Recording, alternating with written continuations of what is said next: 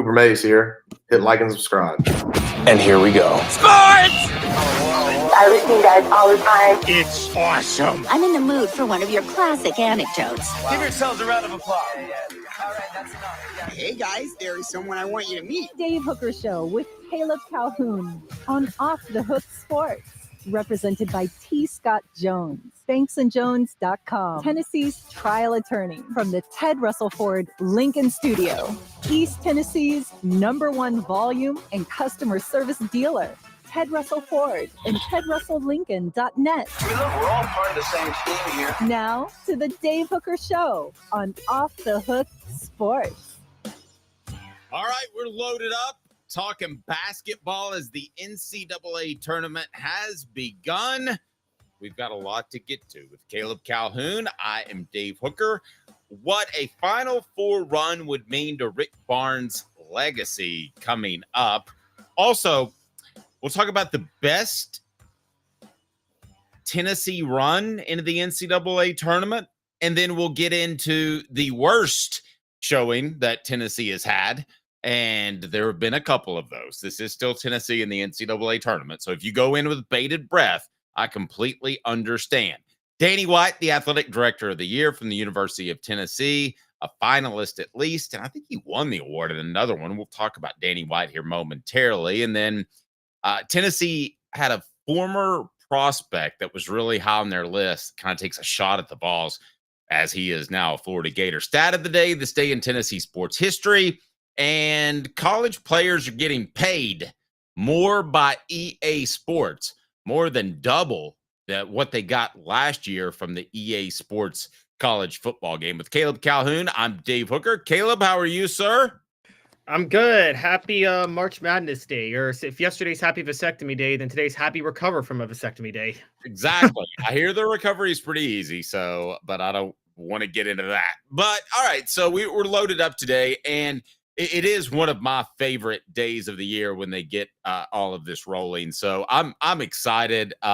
They've made some changes recently with the pod system and all that sort of stuff that I'm not really crazy about. But as a whole, I still think it's one of the top sporting events that goes on during the calendar. So I am excited to get to, in a little bit, Rick Barnes' legacy. So I'm going to tease this forward just a bit. For those that might not be able to hang with us till we get to that, be sure and listen to it. Hit like and subscribe so you get the latest info. And when Caleb cuts everything up, that way you know what's out there and you can consume at your leisure. I had a gentleman at the gym this morning that said, yeah, I was listening to you talking about Bounced Out Bruce. Said he thought that was pretty funny. So we talked about that yesterday. But Rick Barnes' legacy, when you start to look at the numbers, he would change his legacy tremendously if he were to make a Final Four run. But first, speaking of Final Four runs, we'll get to today's tough question brought to you by Banks & Jones, Tennessee's trial attorney, banksandjones.com, as we broadcast live from the Ted Russell Ford Lincoln Studios. Here we go. Today's tough question. Boom. You heard that. Now take it. The Dave Hooker Show with Caleb Calhoun. Represented by T. Scott Jones, banksandjones.com, Tennessee's trial attorney. From the Ted Russell Ford Lincoln Studio, East Tennessee's #1 volume and customer service dealer, Ted Russell Ford, TedRussellLincoln.net. Now to the Dave Hooker Show on Off the Hook Sports. Pretty simple question today on the program, and that is this Tennessee's best team in terms of making a deep run into the NCAA tournament? I will go ahead and cast my vote now. Yes. And I don't believe it's Tennessee's most talented team. I think that Tony Harris crew with Vincent Yarbrough and Ron Slay is the most talented, but I always had doubts about coaching and the approach to the tournament. So, Caleb, given all that as a whole, I would say that, yes, in my lifetime, this is Tennessee's best opportunity to make a deep run in the NCAA tournament. 1,000%. When you consider the way this team is constructed, who is coaching this team and their bracket, which I broke down for you guys yesterday, this is Tennessee's shot to make a Final Four. This is their shot to win a national title. We're going to talk about Rick Barnes' legacy in a little while. This is Rick Barnes' best shot that he's ever had to win a national title. Now, there are some matchup issues for Tennessee. Don't get me wrong. I talked about it yesterday. If they run into a tempo team or a team with size like Florida, they're going to struggle. They wouldn't face Florida until the national title game, first off. So Florida could easily lose before then. No, more importantly than that, I talked yesterday how they are dominant against slow-paced teams. But, Dave, it's not like they can't beat fast-paced teams. It's just a little bit – it's just left more to chance if they play fast-paced teams. It is left more to chance, and it has to be a fast-paced team that is really good at being fast-paced. I mean, there are going to be some teams that play four guards and shoot a lot because they're a smaller school. They're going to shoot a lot of threes. They've only got one big man on their roster, and they're going to rotate around him. You're going to see a lot of that when you talk about the Yales and some of those mid-major schools. But you have to be able to do it at a high level, or you get strangled by this boa constrictor defense that Tennessee has. So you have to be able to do either at a high level. I mean, this is a very good basketball team. This is certainly one of the top 10 teams in the country and probably one of the top 5 teams in the country. So this is a very good basketball team, and you can't just say that style's going to win out, Caleb. No, you can't. Not at all. This team, and there is, and I want to just point out, this team, based on the KenPom readings and things like that, Tennessee is one of only 6 teams capable of winning the national title based on where teams stand in offensive and defensive efficiency in KenPom ratings year to year. Okay, this team is, first of all, let's point this out. They're known for their defense. They appear to be, they come across as very slow defensively, but at the same time, Dave, one of the things that no one's talking about is Tennessee's in the top 20 in offensive efficiency. They have one of the best, most efficient offenses in basketball. So while they slow the pace down, it's not like they can't score, and right.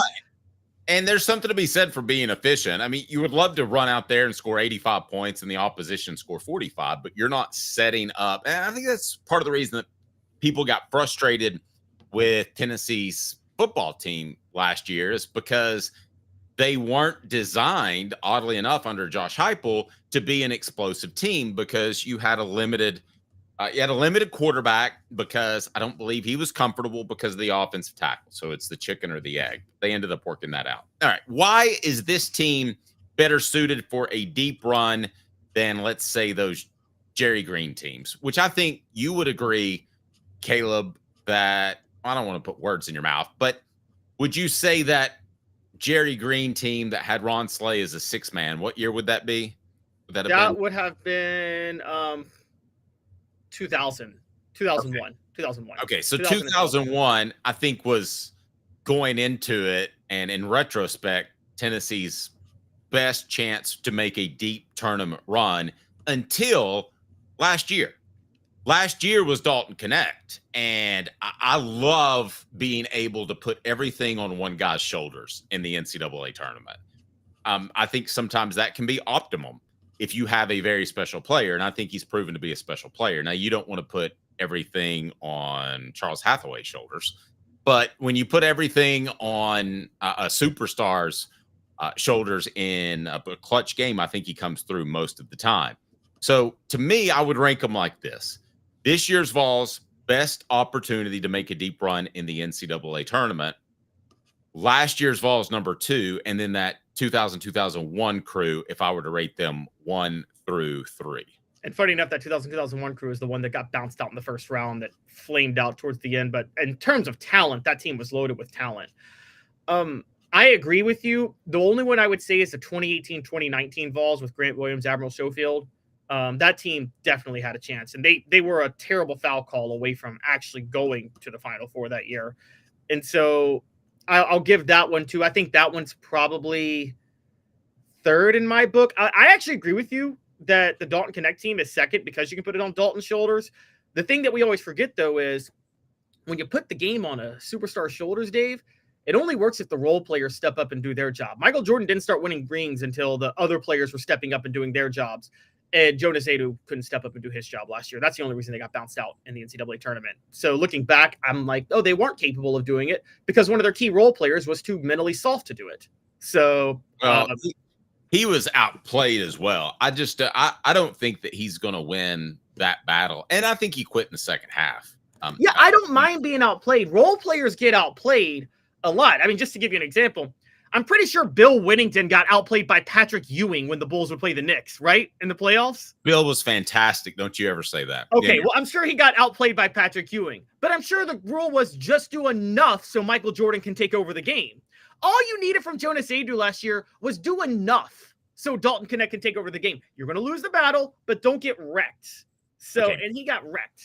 Dylan, with a post on our message board, we encourage you to post.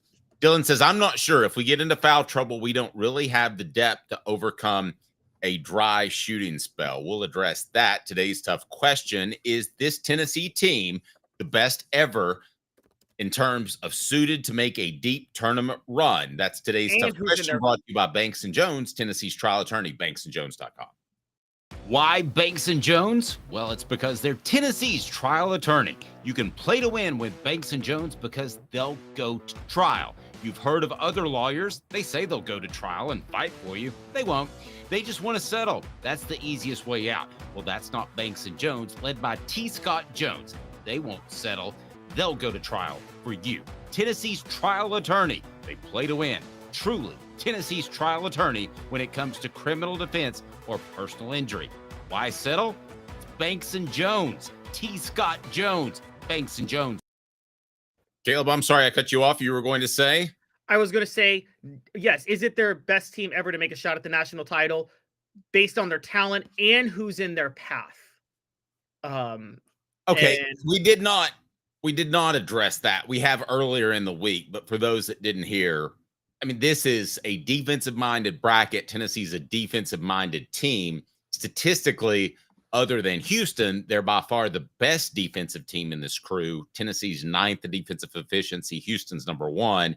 But I question Houston's depth. So, yes, but the draw is – this draw, they might as well call it the defense region. I mean, it's all about guys playing defense for the most part.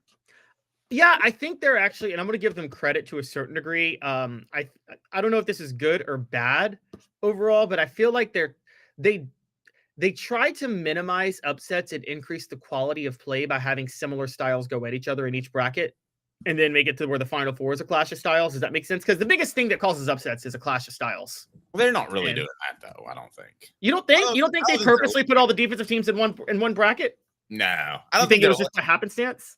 Yeah, I mean, I really do. I mean, I think they're just looking. I don't think they're looking at style. I think some of these cats show up and they just look at the RPI ratings or the KenPom or whatever it's called, and they just kind of fill it in from there. I don't believe there's any way in creation that these guys are watching all of these games throughout the year. I mean, maybe, I don't believe they're watching all the games. I mean, maybe they divvy it up or something, but I wouldn't be surprised if there's some of Bubba's boys, Bubba Cunningham, the head of the committee or the selection process. I wouldn't be surprised if some of Bubba's boys, if they hadn't even seen Tennessee play. I mean, that I don't know. It seems like this committee and what I've learned from it. Maybe I'm jaded, Caleb. Because I think the college football playoff committee was so orchestrated. I guess I'm beginning to wonder if the basketball committee is orchestrated as well.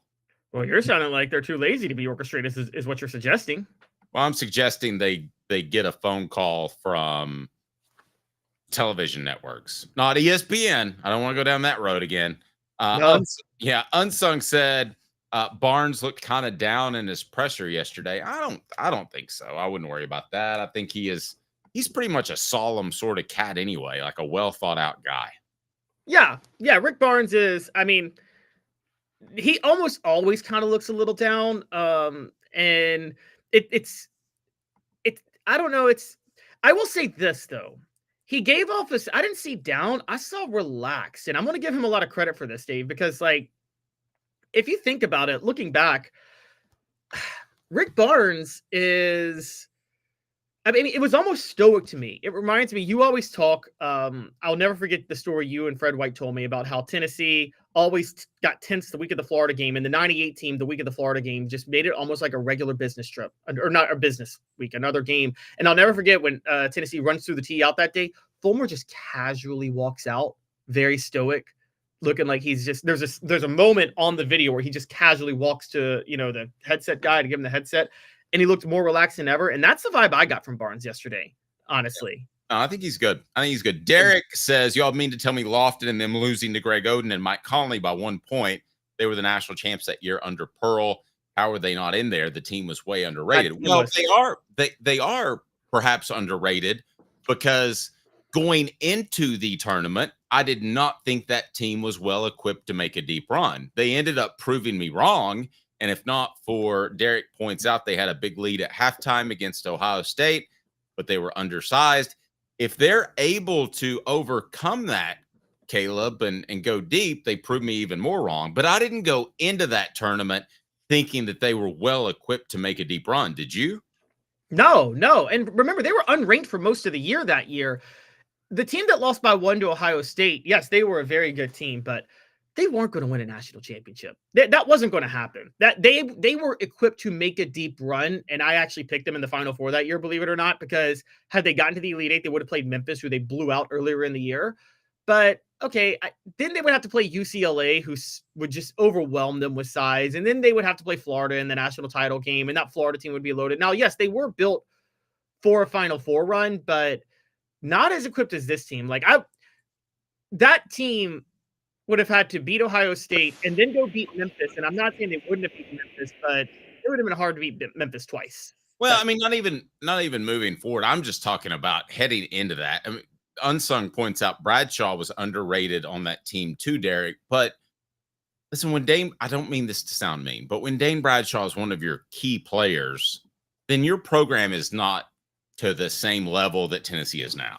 He was playing power forward too. Yes. As a 6'4" guy. I love Dane Bradshaw. If Dane Bradshaw was on the next year's team that had Tyler Smith, they're winning a national title because you plug Dane Bradshaw in a point guard, which Tennessee couldn't find a point guard, and it's over. But that team, you would have a point with 2007, 2008. But then the Chris Lofton cancer came. But 2006, 2007 wasn't a national title caliber team. They just got a hot run.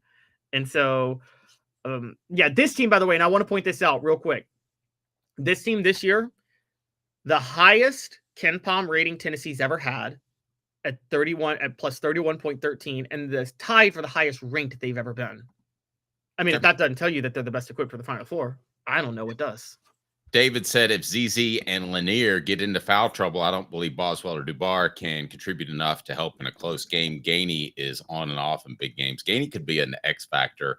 And Derek points out y'all totally ignored all of Pearl's teams like they never existed. No, I didn't feel like going into any of those tournaments. To me, I'm just giving you my honest opinion before those tournaments, which he proved me wrong, definitely with the run that ended against the Buckeyes. But I didn't think that team would make a deep run. I look at this team, and given draw and everything, I think it makes a deep run. When Tennessee had the draw of Delaware, Southwest Missouri State, I thought that they were equipped and had the draw to make a deep run. Turns out they didn't want to be in the tournament for some reason that year. I don't know why. And then last year's team with Connect, I thought was well equipped to make a deep run. So I'm talking about, in retrospect, I was wrong, and Derek, you were right. But I'm just telling you what I felt like going into the tournament. I feel like this is the best team that I've been around since I've covered Tennessee basketball. That'd be 2000. And to me, it's the best team headed into the tournament. Now, to your point, Derek, if you want to say guard play is key in March, and it is, then Lofton and Jawan were pretty good. Guard play and length are key, though. And I want to point this out to Derek, too, because I agree with you, Dave. And there's just one stat that just proves this. Guess how many players from Tennessee under Bruce Pearl actually got selected in the NBA draft? Yarbrough did. That was not Bruce Pearl. Oh, I'm sorry. You said Pearl. I thought you were talking about since 2000. I had 2000 in my head. Pearl, I don't think one did. Just one. Tobias Harris, who was a great player, but that was his But wait, that was his last year there. Well, I'm sorry, 2. Tobias Harris and Jordan McRae. They were only there Pearl's last year. That 2011 team was the only team he had on the going into the NCAA tournament at Tennessee with any NBA draft picks on that roster. And guess what? That 2011 team was a 9 seed, and everybody knew Pearl was fired before the NCAA tournament started. So there was no chance. No one thought they were going to make a deep run because everybody knew it was over because we knew about the scandal. So that alone, I mean, this team we're looking at right now has at least one NBA draft pick. And I mean, so that alone tells you last year's team had a couple. And so I think you got to look at that. And yeah, when you, the team you talk about with Jerry Green, whatever you want to say about them, Yarbrough and Hazlett were both NBA draft picks, and everybody knew they were NBA draft picks when they played at Tennessee. People thought Tony Harris was an NBA draft pick. He wasn't. I thought Ron Slay should have been an NBA draft pick, and he wasn't. But look, I mean, yeah, those Pearl teams didn't have as much talent as you guys think. A lot of that was they were kind of chip on their shoulder overachievers. Today's tough question brought to you by Banks & Jones, Tennessee's trial attorney, banksandjones.com. Remember that, banksandjones.com. If you find yourself in any sort of legal situation, and whether it be personal injury, divorce, criminal, then Banks & Jones, Tennessee's trial attorney, he'll go to trial. Other attorneys won't. I've been around other attorneys that say, when you go to trial, you lose money. It's better to settle. That's not Banks & Jones, Tennessee's trial attorney, banksandjones.com. Portions of the program brought to you by Double D Piping. Coming up in 30 seconds, I'm excited about this one. And that will be, what would the Final Four do to Rick Barnes' legacy? I pulled some numbers early this morning. I'll tell you about it after 30 seconds from Double D Piping.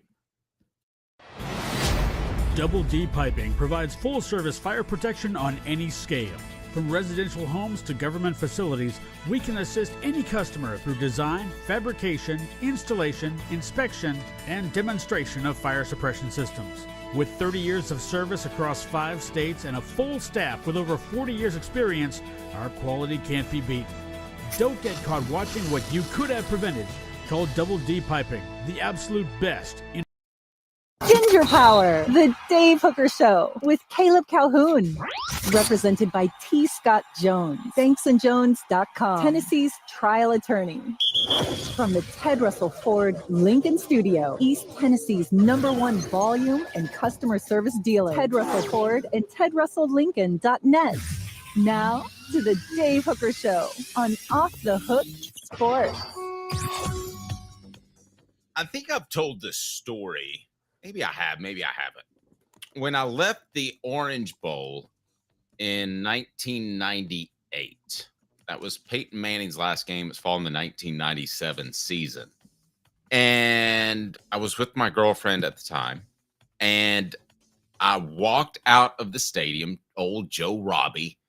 It wasn't at the Orange Bowl, thank goodness, so we didn't get stabbed.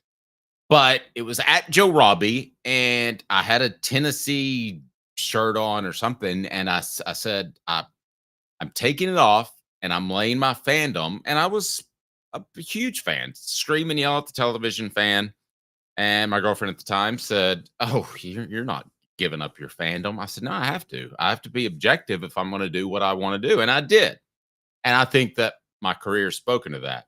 All that being said, it is really, really difficult not to root for Rick Barnes.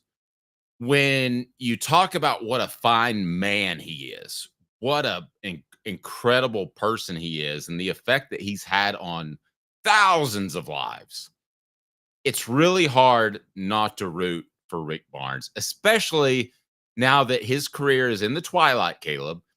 And I believe if he doesn't get another Final Four on his resume, he's going to be viewed, and I'll share some numbers, he's going to be viewed as just another coach. Click the like and subscribe button. Caleb, it's hard not to root for Rick Barnes. It really is. It really is. Rick Barnes is I mean, he's honestly one of the best people he's never compromised his principles when it comes to coaching in college, even if it wouldn't get him a national championship, because what he wants to do more than anything is prepare players for life, whether that be behind the desk or whether that be going to the NBA. He wants to try to get what's best out of them. Now, Hasn't always coached the best character guys, but you know what? Not everybody turns out to be a character guy. You can't make them all great. Tristan Thompson is a serial cheater, but he made it to the NBA. So Serial cheater. Oh yeah, he was Khloe Kardashian's baby daddy. So. I mean, but I'm not judging people on that. He's not out shooting people like in Tuscaloosa. I'm not going to judge people on cheating. I don't know what's going on with his relationship. Well, he just I mean, I think you're. I mean, nobody's perfect. I mean, no, but Tristan Thompson is a little bit wild. It's not like one time. I said serial.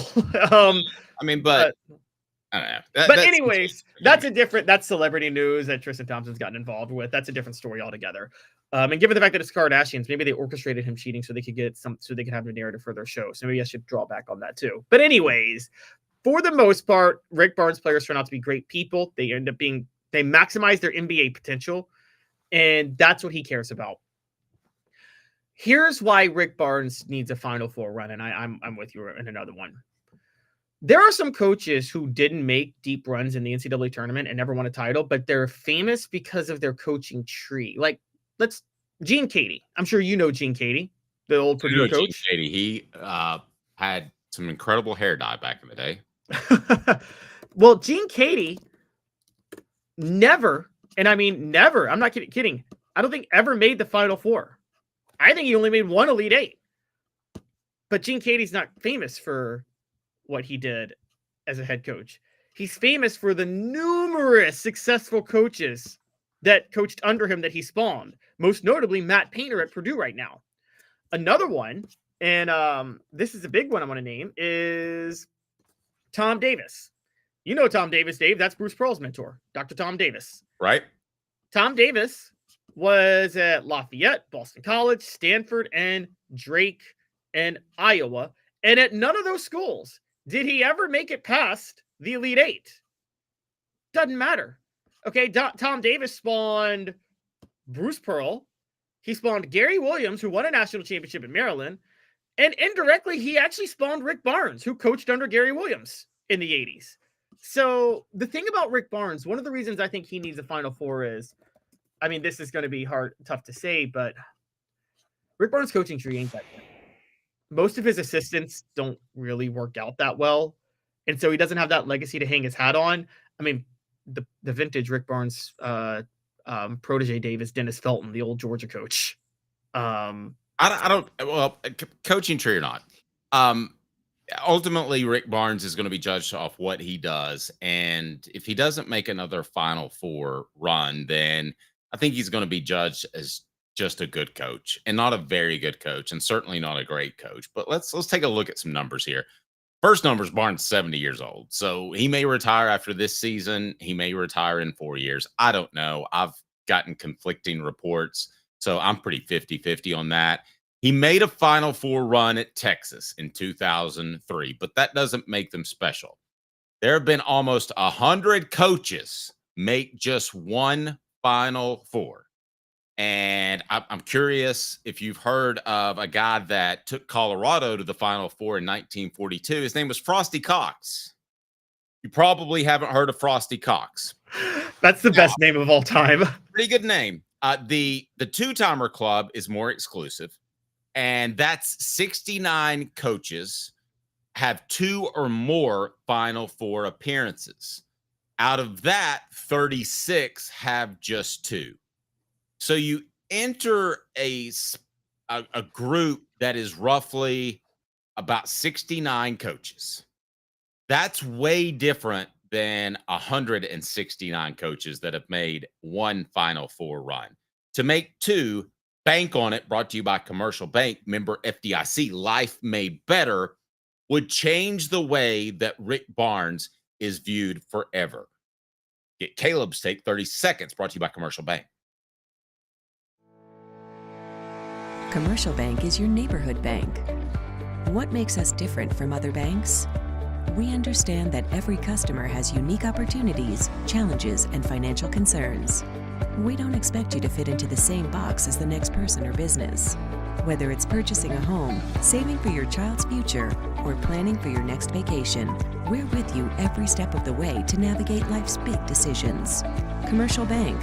Life. All right, so bank on it.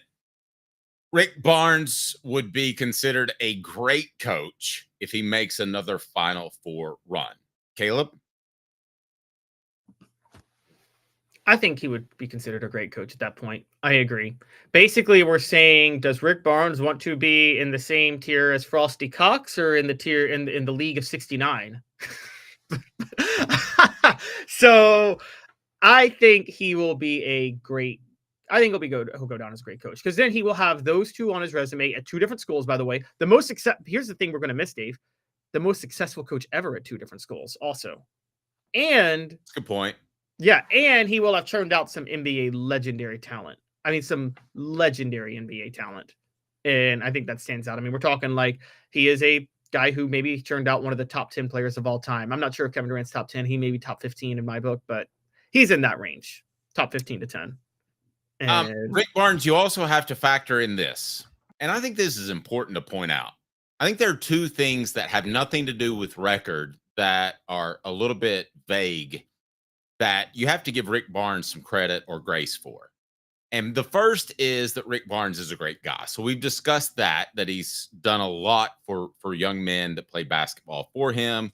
And then he's done a lot for the communities that he's been a part of, which would be going back to Clemson, Austin, now Knoxville. But the other thing I give him an awful lot of, I guess, grace for more than credit is he's done so at two powerhouse schools, or two football powerhouse schools. Texas, I can guarantee you, during a lot of Rick Barnes's time there, did not consider basketball to be a huge priority. If there's $1 laying there and it hasn't been already earmarked to one particular line item on the budget, it's going to go to football. If you have $1 laying there, it's going to go to football. Rick Barnes, I know, had major issues with Philip Fulmer being the athletic director, and that's why he almost bolted to UCLA. So then you have some meddling. Before that, going back before Mike Hamilton obviously made a very astute hire with basketball. But before that, you had Doug Dickey, who would stand up for a third-string defensive tackle to be academically eligible, but didn't get Isaiah Victor academically eligible. So Kevin O'Neill said, "Peace out, I'm gone." And you look at some of the buffoonery hires on the basketball side when Tennessee had all the money they needed to build a basketball program. So let's give Rick Barnes grace for that. He has not put up the numbers he's put up at a Duke or North Carolina, where you pick up the phone, you call a booster, and you say, "I need a flight to go see this kid," and it's done. Football, it's done.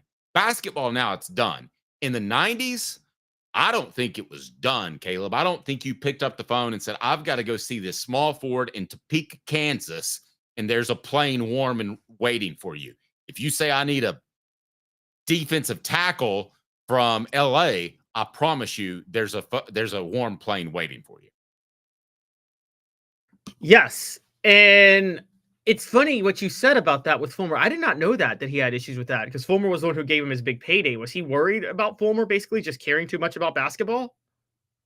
And I'm sorry, I didn't know that, what you're telling me. So he had issues with Fulmer as athletic director? Yes. He had big time issues. I spoke to somebody about that this week, actually. And, Philip ran the athletic department like Doug Dickey ran the athletic department. And I don't think the basketball program got full support. Listen, he wanted to go to UCLA for two reasons. One, it's UCLA, but don't underestimate. That's why he stayed, is there were some concessions made, and there wouldn't be meddling with his program, and he would get better support. It wasn't anything huge. It wasn't a hatred or any sort of thing. It was just, he's a football guy. I mean, let's be honest. Yeah, I agree. And then Fulmer did give him that big contract to keep him. So I wonder if that was the booster saying, "You got to pay this guy." I understand what you're saying. Look, Philip Fulmer, when he hired Kelly Harper, what did he do? I mean, we had John Adams on the show. He had who he wanted, and then apparently he says in the press conference, "Well, I'll talk to the gals," and they told me. I mean, I thought, really? So Fulmer, is definitely not the most in touch with the other sports. We do know that. He made some necessary moves sometimes. He did make the gutsy call to fire Holly Warlick. But now what you're telling me is, Dave, do you think Fulmer just made his decisions with football and with the other sports? Whenever he made decisions, he was just letting other people tell him what to do, pretty much? Probably something to that. I mean, did he have Kelly Harper's phone number? I don't know. Probably not. Probably got some input from somebody else. Derek says, I miss the 90s and how the Tennessee program was running. I'll take football success over all those other sports. Well, anybody would. Agreed. But let's remember, let me ask you this, changing it up a little bit. Does Rick Barnes get some negative pushback because he's not running the exciting offense, and I don't think he has the overall physical ability on his team that those Tony Harris and Vincent Yarbrough teams have? But we've never discussed it, Caleb. Where do you stand on that? I think that crew was more talented. Would you agree? Disagree? That crew was more talented, and okay, and I want to point this out. A lot of people like to look back on that crew and say, well, Vincent Yarbrough was an NBA flameout market. Like, nobody from that crew had an NBA career or a long-term NBA career. I push back on that because I argue the reason none of them had a long-term NBA career is because none of them really were developed right for the NBA. I completely agree. I mean, remember Marcus Hayslip? We haven't even mentioned his name. Freak athlete. He benched 400 pounds. And he had a 48-inch vertical, I think. Yeah, I remember I went to the trainer and I said, you have to swear to the Lord above that he benched 400 pounds because I completely didn't believe it. Dylan, you're absolutely right. Barnes 100% gets flack for how he plays the game. Basically, let me say this, and if you think I'm crazy, tell me. I think that Tennessee fans, who are basically football fans, right? That's the fan base. I think Tennessee fans would rather see an exciting team go to the Sweet 16 than a defensive-minded team that plays in the 40s go to the Elite Eight. Agree or disagree with that? I know it's crazy, but those not anymore. Are so exciting. Not anymore. You might have had a point in the Bruce Pearl years when he took over, but I don't think anymore. I think now they want to see a deeper run. And so that's where I do think it's a little bit different. I think nowadays they just want to see a deeper run in general. But yeah, I mean, look, Marcus Hayslip and Vincent Yarbrough are the two most talented players, I think, to ever play at Tennessee. Ron Slay was one of the most skilled. Buzz Peterson had all three of those guys his first year at Tennessee and went 13-16.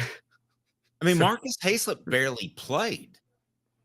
I mean, considering his ability, I mean, he barely got on the court. And well, that's, I mean, I respect Charles Hathaway and Isaiah Victor. They were stealing minutes from Marcus Hayslip in 2000. I'd have thrown Marcus Hayslip out there. Dude was too athletic. And I mean, we're talking about Tony Harris. Tony Harris too was an NBA prospect if he got developed properly. So it's just none of these guys were coached well. None of these guys were developed well. And also, I can't say this for Hayslip, but for Vincent Yarbrough, some of them just didn't have the mental makeup to be an NBA player or a champion in college. Okay, but let me retort with this. They would have had the right mental makeup because it would have been developed had they been under Rick Barnes. Oh, you're right. Rick Barnes on that team. Rick Barnes maybe is a two-time national champion. The question becomes, though, and here's the hard part, Dave. It's twofold. Do those players stay on that team if Rick Barnes is on the team? Or do some of them say, I don't like this, I'm not going to go play for him? Probably. Dylan throwing high heat. I like this comment a lot. It also doesn't help that the big man on campus that's football is sold as fast tempo scoring offense. Then right after football season, we get defensive basketball. Very true. I mean, you're so excited about what's supposed to be this high-flying offense, and it wasn't at times last year, and then you transition into basketball. I think we know this much, right? There is not going to be any sort of philosophical change in what Rick Barnes does. So he's either going to get that second that second Final Four that is going to change his legacy with defensive basketball, or he's not going to get it at all. I think we can agree there. Yeah, I agree. I'm sorry to interrupt. Unsung, you're right. Hayslip had a really funky shot. The one thing I don't knock Hayslip about, sorry to throw you off, but he didn't, to be a great athlete, he didn't seem to have the best hand-eye coordination. No. Marcus Hayslip was he was Blake Griffin. He was a very classic SEC player, by the way, in the 2000s. We'll just say that. I don't know if you guys remember, before the SEC hired good coaches, like, you know how the SEC is known for speed in college football, speed and athleticism? They were known for speed and athleticism in college basketball, just no control whatsoever. Go watch those Mark Gottfried Alabama teams play back in the mid-2000s, okay? They played up-tempo and absolutely no control. It was almost like they were trying to play wide receiver in football. Agreed. The show represented by Banks & Jones, Tennessee's trial attorney, banksandjones.com. But Haslip definitely had a funky shot. Great memory there, Unsung. I was trying to think to myself, actually, why he didn't play more, but that would be the reason. No question about it. You know what's funny? Is Chaz Lanier has a funky shot. He shoots it out in front of him a little bit, but he's a key player. So there you go. All right. Oh, that's stat of the day from yesterday. How about we move it forward and we go this day in Tennessee sports history? It's brought to you by Ted Russell Ford Lincoln. They're our studio sponsor, and they are fantastic. Ted Russell Ford Lincoln on Parkside Drive and Kingston Pike. I'm telling you, you will be so happy with the buying process. Super, super simple. It is absolutely unbelievable. They take care of you. I did the take it home test drive, had everybody look at it before I decided on my Jeep. They have an incredible used inventory. East Tennessee's largest volume dealer. That is Ted Russell Ford Lincoln on Parkside Drive and Kingston Pike. You'll be happy that you went with Ted Russell Ford Lincoln. As we broadcast from the Ted Russell Ford Lincoln studios, this day in Tennessee sports history. This day in Tennessee sports history. It's cool, baby. It's cool. Now you know, and knowing is half the battle. The Dave Hooker Show with Caleb Calhoun. Off the Hook Sports. All right, this day in Tennessee sports history. What do you got, Caleb? On this day, 15 years ago, and this is proof that sometimes your draw and the upsets and how they break dictates how far you go. Because Tennessee beat 14th seeded Ohio 83-68 to reach the Sweet 16. This was the Bruce Pearl Elite 8 run with Wayne Chisholm and Scotty Hobson. Tennessee got very, very lucky. They had to survive San Diego State and Kawhi Leonard in the first round. And then in the second round, they played Ohio because Ohio upset Georgetown. If you remember, Dave, this was when Georgetown had very good teams in the late 2000s when they would run that Princeton offense with not John Thompson, but his son during that time. John Thompson the third. John Thompson the third. Yes. And they would always, because of how slow they played, they would always flame out in the NCAA tournament. And I think Tennessee got lucky because Georgetown was not a good matchup for them. So they got lucky getting to play Ohio in this game because Ohio upset Georgetown. And then that allowed them to go to the Sweet 16, which propelled their first Elite 8 run. All right. This day in Tennessee sports history is brought to you by Ted Russell Ford Lincoln as we broadcast live from the Ted Russell Ford Lincoln studios. The show represented by Banks & Jones, Tennessee's trial attorney, banksandjones.com. Here's a message about Ted Russell Ford Lincoln. We'll be back in 2 minutes. Coming up, we'll get into the Vols' best March Madness moments. Hot or cold, brought to you by City Heating and Air Conditioning. You give me 2 minutes off the Hook Sports.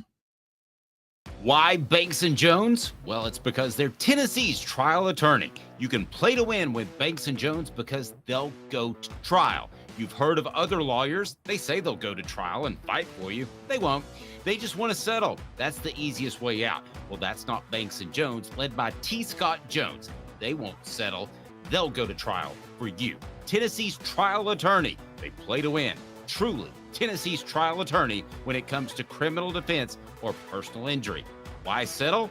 It's Banks & Jones. T. Scott Jones. banksandjones.com.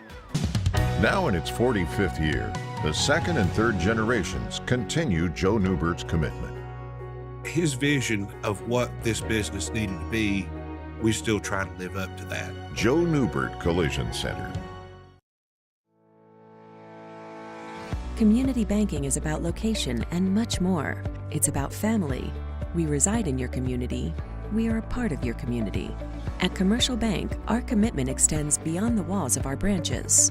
It's displayed each day in the opportunities we provide, the money we give back, and the time we commit, all to help improve the lives of the people, families, and businesses that make our communities great. Commercial Bank. Life made better. Hi, Mike Davis here with City Heating and Air, reminding you to always dare to compare. Our team provides quality local heating and air service, installation, and maintenance across East Tennessee. We use only the best equipment like American Standard heating and air conditioning for your residential, new construction, or commercial needs. Honesty, dependability, and customer satisfaction have been the cornerstones of our business since 1961. City Heat and Air. Dare to compare. Are you ready to get strong? At NFC, we offer top-notch weight training and functional fitness, so you can build strength and improve your performance. Join today at nfc1.com or stop by any one of our 7 East Tennessee locations. Frank, like the name, but serious or something. The Dave Hooker Show with Caleb Calhoun, represented by T. Scott Jones, banksandjones.com, Tennessee's trial attorney. From the Ted Russell Ford Lincoln Studio, East Tennessee's #1 volume and customer service dealer, Ted Russell Ford and TedRussellLincoln.net. Now to the Dave Hooker Show on Off the Hook Sports. Okay, with Caleb Calhoun, I'm Dave Hooker. The best Tennessee moments ever in the NCAA Tournament. We'll dive in. Brought to you by the Hemp House, the premier hemp dispensary online with a wide variety, great selection, and strict standards. HempHouseChatWith2Ts.com. HempHouseChatWith2Ts.com. Use the promo code HOOKED for 10% off. Hot or cold is now, and it's brought to you by City Heating and Air Conditioning, cityheatandair.com. Over 50 years in East Tennessee, integrity matters. All right, Caleb Calhoun, we're going to have to replay this element because my board is acting all kinds of crazy.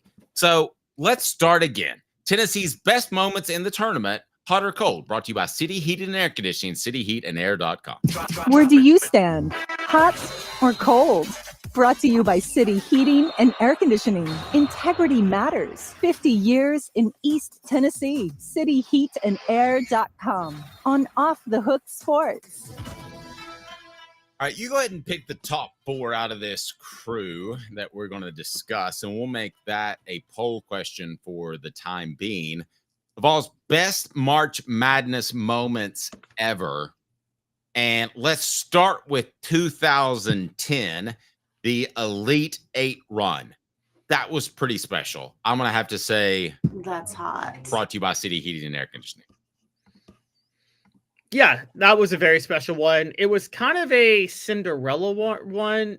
Tennessee was a 6th seed, as I was just talking about. And the way they got there with J.P. Prince blocking Evan Turner's shot for a game-tying 3 when Evan Turner was going to be a lottery pick, that was just one of the best plays I had seen there. So, I mean, it was the excitement of beating Ohio State. It was kind of sweet revenge after Ohio State came back to beat Tennessee 2 years before.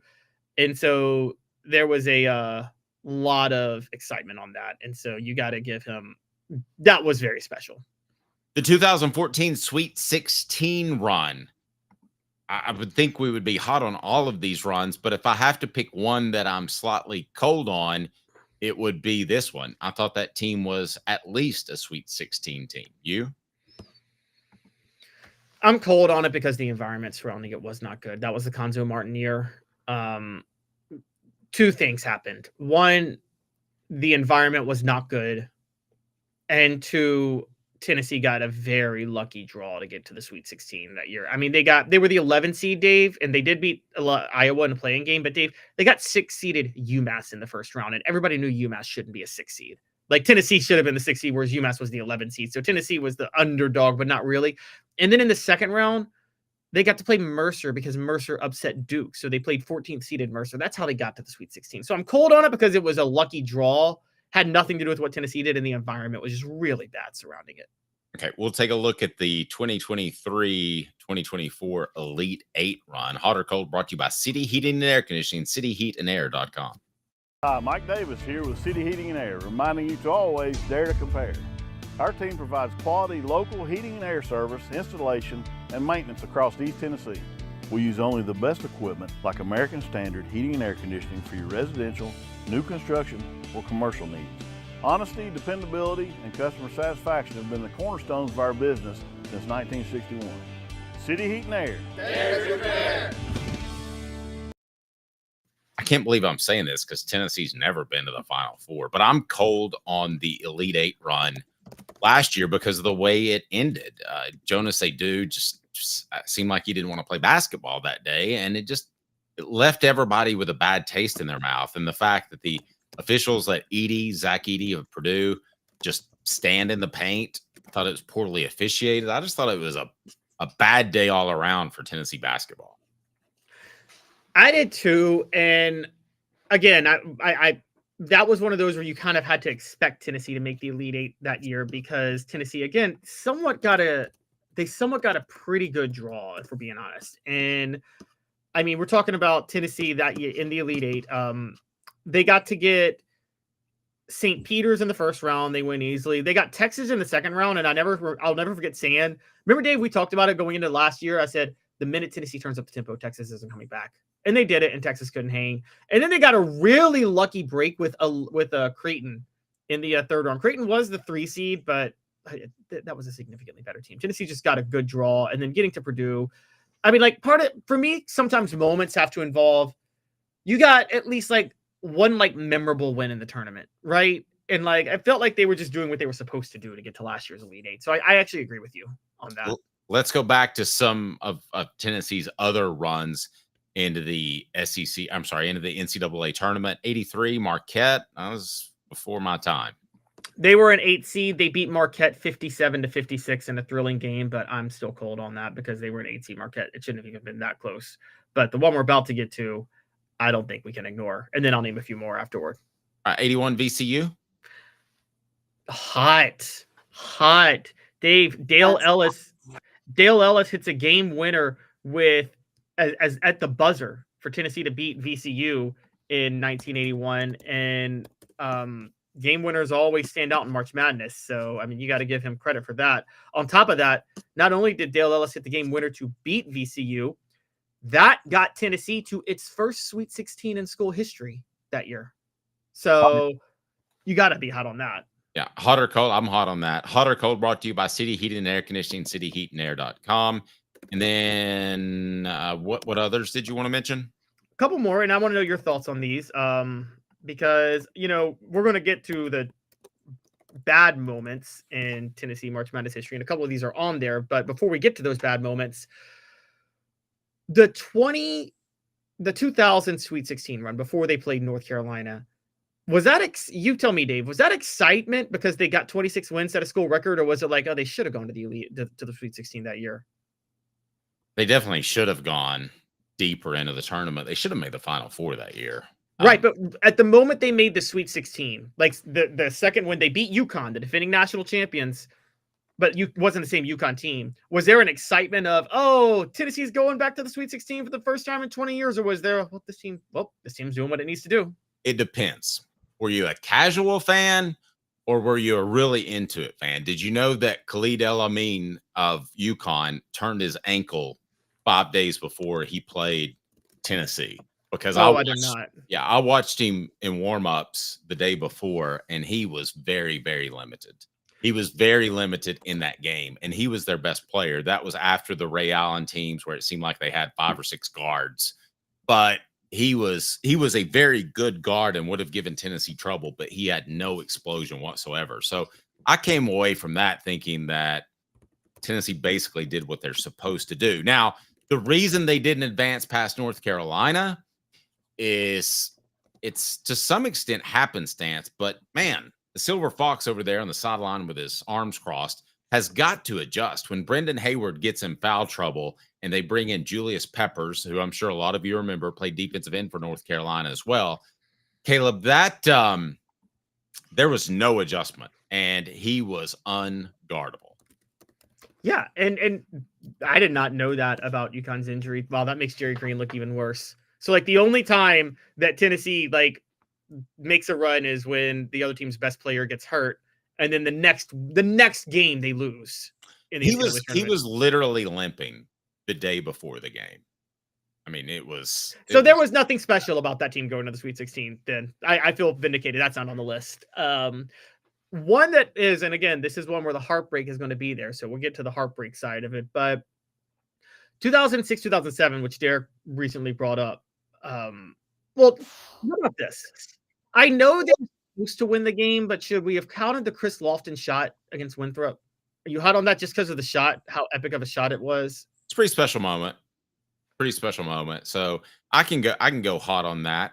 Daniel joins us, says good morning. Been out of town for a funeral. God bless. Hope all as well. Caleb, anybody else you want to hit before we get to stat of the day? Yeah, so 506 I named, and then 06-07 when Tennessee upset Virginia, which the team Derek was talking about in the round of 32 to get to the Sweet 16, I thought was a pretty special moment as well. So, I mean, there have been some special moments, but I mean, honestly, not many. No, not many at all. Stat of the day now brought to you by Hound Dogs of Knoxville. Recently, they've changed everything around. Everything's easier to get to. If you haven't been to Hound Dogs of Knoxville in Kingston Pike, you need to do so. hdknoxville.com, hdknoxville.com. Champions look fantastic in orange. Use the promo code HOOK for 10% off. HOOK for 10% off. They bring you the stat of the day. Stat of the day. They never lie. Or do they? Stat of the day. The Dave Hooker Show with Caleb Calhoun. Off the Hook Sports. All right, stat of the day. Caleb is what? Oh, you're going to love this stat of the day because it's a very important stat. And the Ken Pom era, dating back to 2002.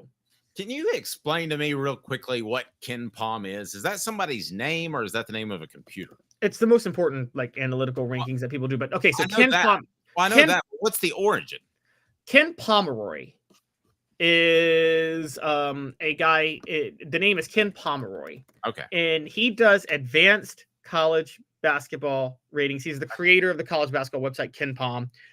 He created the website, by the way, in 2002. And if you go to it, it looks like it still exists in 2002. I'm just going to do real quick, just for fun, Dave. I'm going to share the screen. This is what the site looks like right now. Tell me this isn't a site from 2002. Site from 2002. All right. Right. I was just curious as to where that came from. Okay. I thought it was his name, but I didn't know if it was the name of a computer or something. But yes, it is widely considered the best ranking or analytical look at where teams stack up in the NCAA. It is. And it's the gold standard of analytics. Every single national champion ever has had a top 40 offensive rating and a top 22 defensive rating. And they at least made it to Saturday in their to the semifinals of their conference tournament, which actually fuels your point, Dave, funny enough. So Tennessee is one of only 8 teams capable of winning the national championship, given that stat. The others are Duke, Florida, Houston, Auburn, Tennessee, Michigan State, Maryland, and Louisville are the only 8 teams with a shot to win the national title. That's pretty good.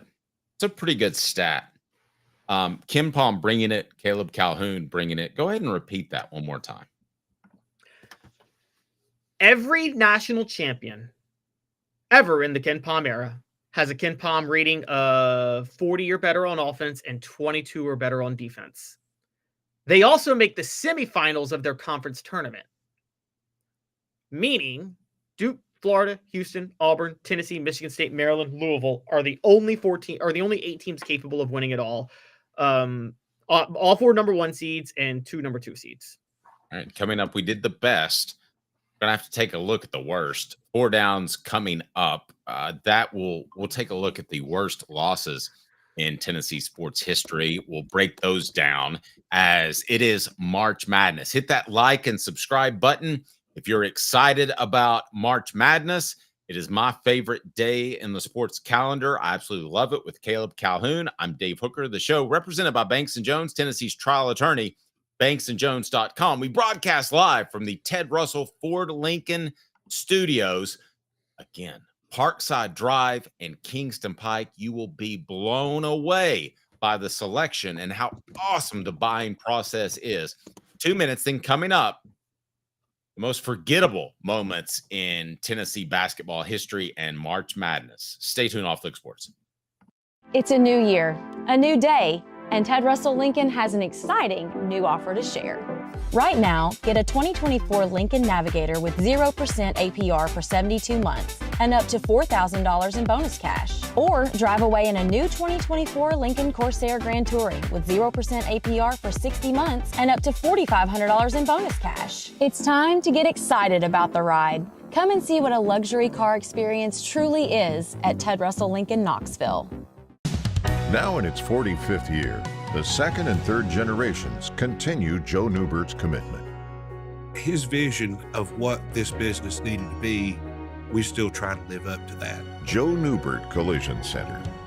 Having been in the jewelry industry for a long time in the Knoxville community, I saw a need for a jeweler, a real jeweler. Our ability to do these designs has really been based on the customers bringing new things in and challenging us as a store. Our goal is not to tell anybody what they want. Our goal is to listen to what they want and then help them get there. Schedule your consultation today to get your special someone the perfect custom gift just in time for the holidays. Hi, Mike Davis here with City Heating and Air, reminding you to always dare to compare.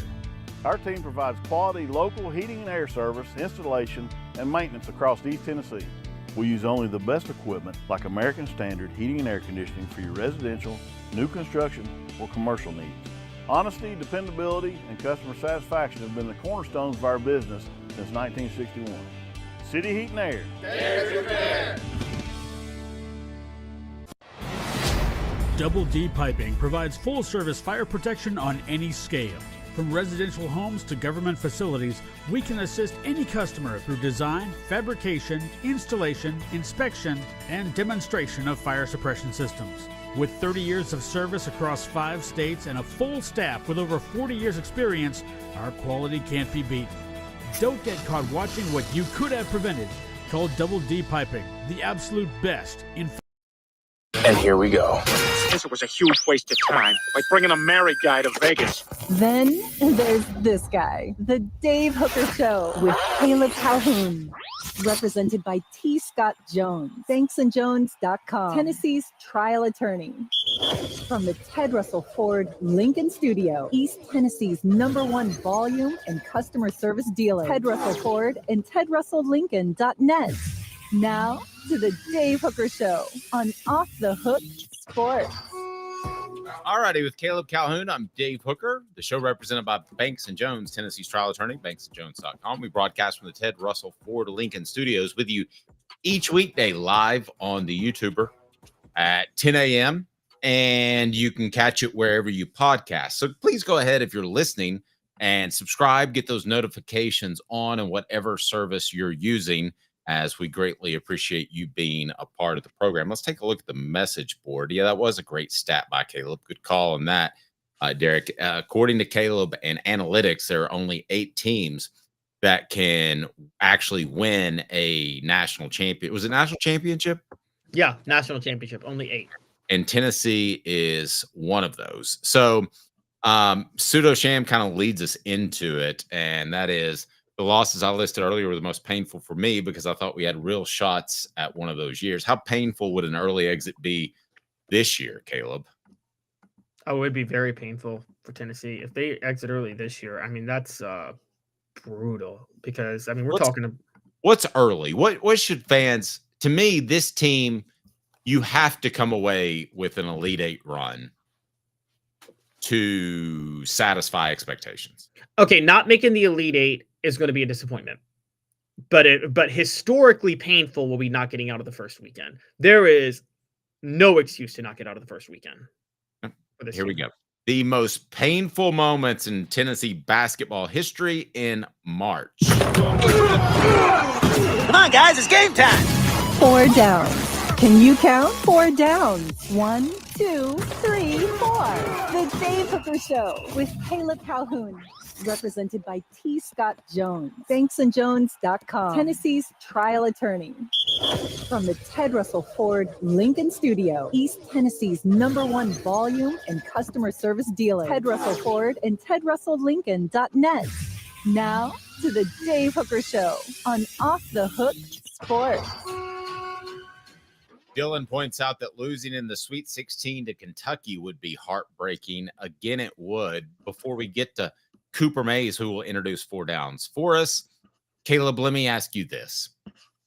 Do you think the history of Tennessee basketball places any more pressure on these players because Tennessee has never made it to the Final Four? I don't think the history of Tennessee basketball does, actually. I think the history of Rick Barnes does more for them. I think they want to do it for Barnes more than the Tennessee basketball program.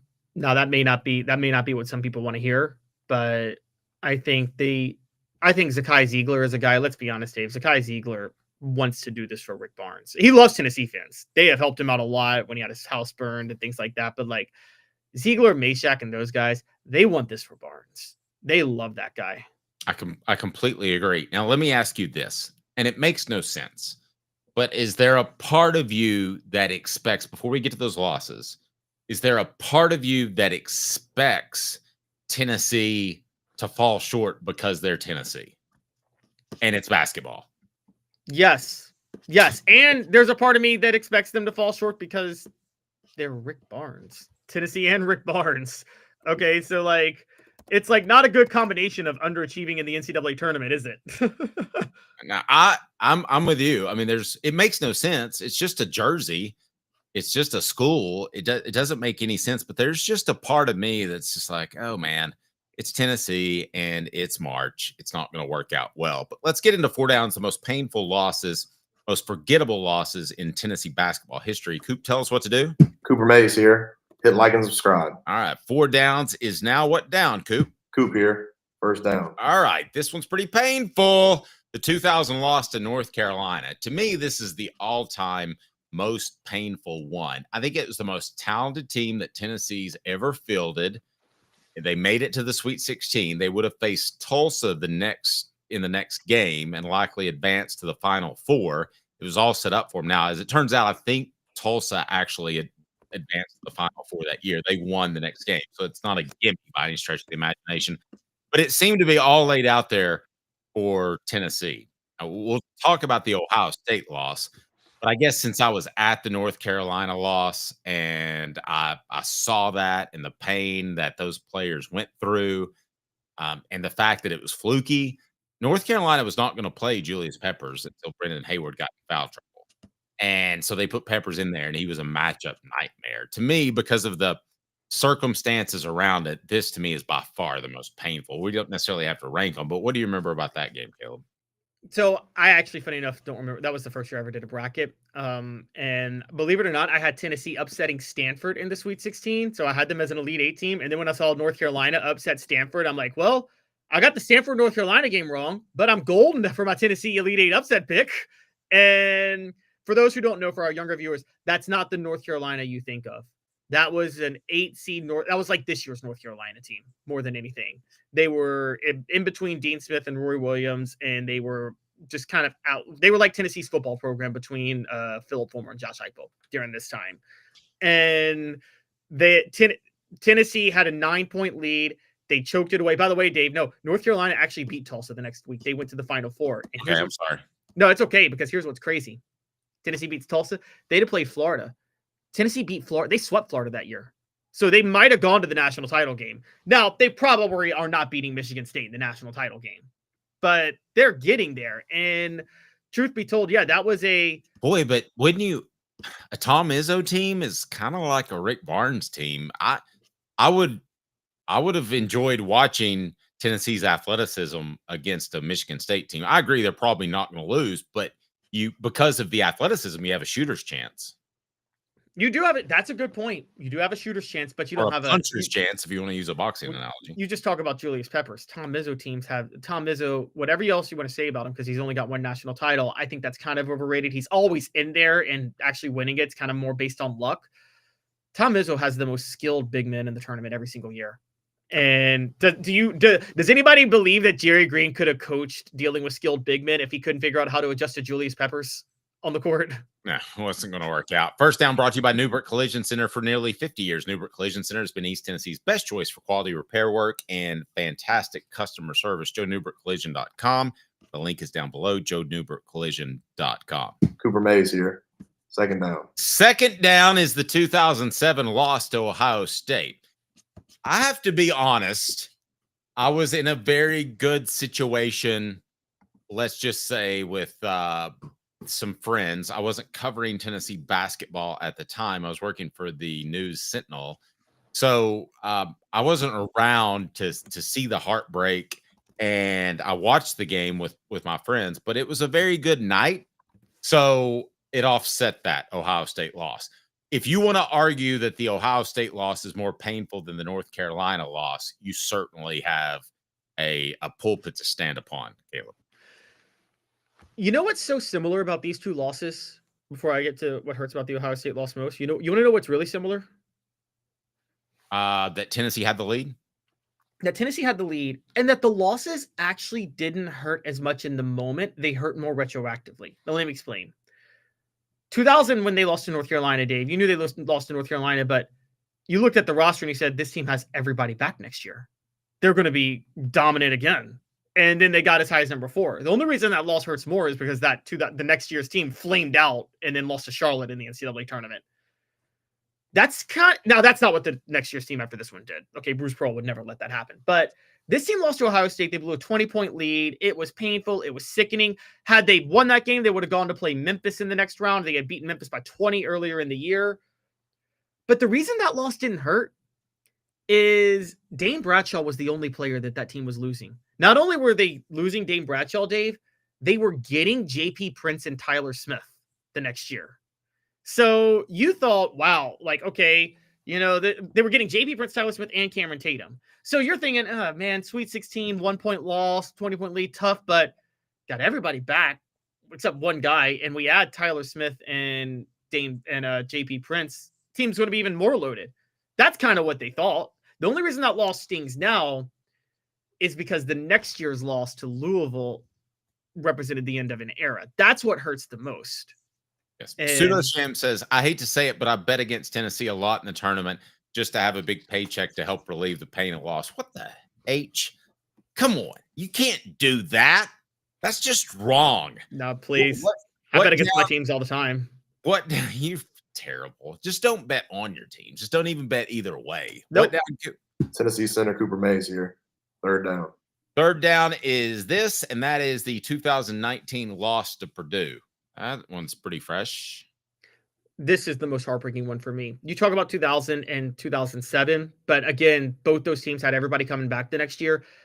You knew this was the end of the Grant Williams era, this game, because Grant Williams and Admiral Schofield were seniors. They were going to be gone. Jordan Bone was going to be gone. As a matter of fact, four of the 5 starters were going to be gone. So you knew this was the end of an era. This was a team that was number 1 for a good part of the year.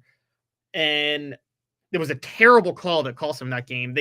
There was a foul called on a 3-point shot late. Purdue hit 2 or 3 free throws to go to overtime and win.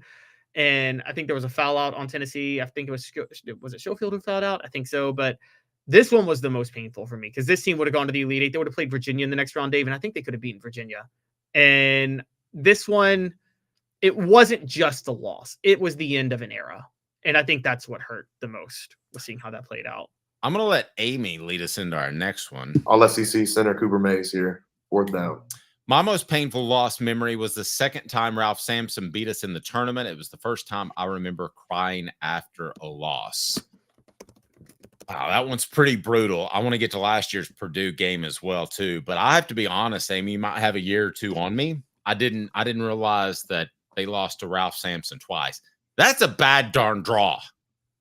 That's a rough draw. That was the Dale Ellis years. Dale Ellis years, they lost to Ralph Sampson twice. But they were not the reason that they weren't supposed to win those games. I'm not sure they were in either one of those games either. Amy, you can correct me on that. But I've done a lot of research in the past, so I've missed on that one on just how close Tennessee was in their losses in these NCAA tournaments. But I believe you if one of them was close. I'm not saying. Thank you, Steve. Says betting against UT is like burning your own house down. All right, so make that a poll question. Is it okay to bet against your own team? Betting against UT will build you a new house. If you know what I'm talking about, You can make a lot of money. By the way, Pseudo Sham says I'm not a fair weather fan. By the way, I listen to every game of the Wade Houston's final year on the radio. Well, then you are a true fan because they won 5 games that year. So make that a poll question. Is it okay to bet against your own team? So, Caleb, we're on 4th down now. We have not yet mentioned the freshest wound that Tennessee basketball suffered, and that was last year when they went against Zach Edey. And boy, I tell you what, it took me about 5 minutes to figure out that he was a major, major matchup problem for Tennessee. Yes, but he was a bigger matchup problem than he needed to be. Jonas Aidoo, I keep saying, could have lost that battle. Fine. He didn't have to get absolutely destroyed and embarrassed in that battle, and that's what he did. And that was one of the most pathetic displays. Zach Edey did to Jonas Aidoo, a quick history lesson, guys, because I'm a Grizzly fan, what Zach Randolph did to Blake Griffin in the NBA playoffs 1 year, where Blake Griffin was the high-flying athlete and all of this, and Zach Randolph just gets physical with him and punked him down low, and then Blake Griffin wanted no part of it. Blake Griffin faked an injury to miss a game, and then in Game 6, when the Grizzlies eliminated him, Zach Randolph looks back at Blake Griffin on national TV and calls him a female genitalia in front of everybody. And the Grizzly fans just cheer him as he gets thrown out of the game. So that's what Zach Edey did to Jonas Aidoo. That is straight up what Zach Edey did to Jonas Aidoo, and it was pathetic to watch. That one, though, Dave, it was painful to a degree, but you did feel like Purdue was the better team, even though Tennessee could have won that game if Jonas Aidoo didn't get punked. I got a few more, though. Now, I want to just throw a few by you, and you tell me. Well, hold on. I want to ask you this. Would Okpara do better against Edey? Yes. I don't know that anybody would do better than what Jonas Aidoo did. He was clearly not up for the challenge. That was air. Zach Edey was playing air in that game. I'm sorry. Dave, am I being too hard on a college kid? I'm being very disrespectful to him. That's one of the most pathetic things I've ever seen from a player. I don't think you're being too hard on him. I think that had he given 100% effort and had he not let Edey get in his head, I still think Edey would have dominated him. It wouldn't have been as ugly, but I think that was going to turn out Edey wins that battle. Just how much does he win it by? Which I think you've got to tell Aidoo, just win 1 in 3 battles. Don't worry about half of them. Don't worry about 3/4 of the battles. Just try to win 1 in 3. Keep him for whatever he had, 28. Make him have 20. Just do something. And Aidoo had 0 points. Maybe you score 4.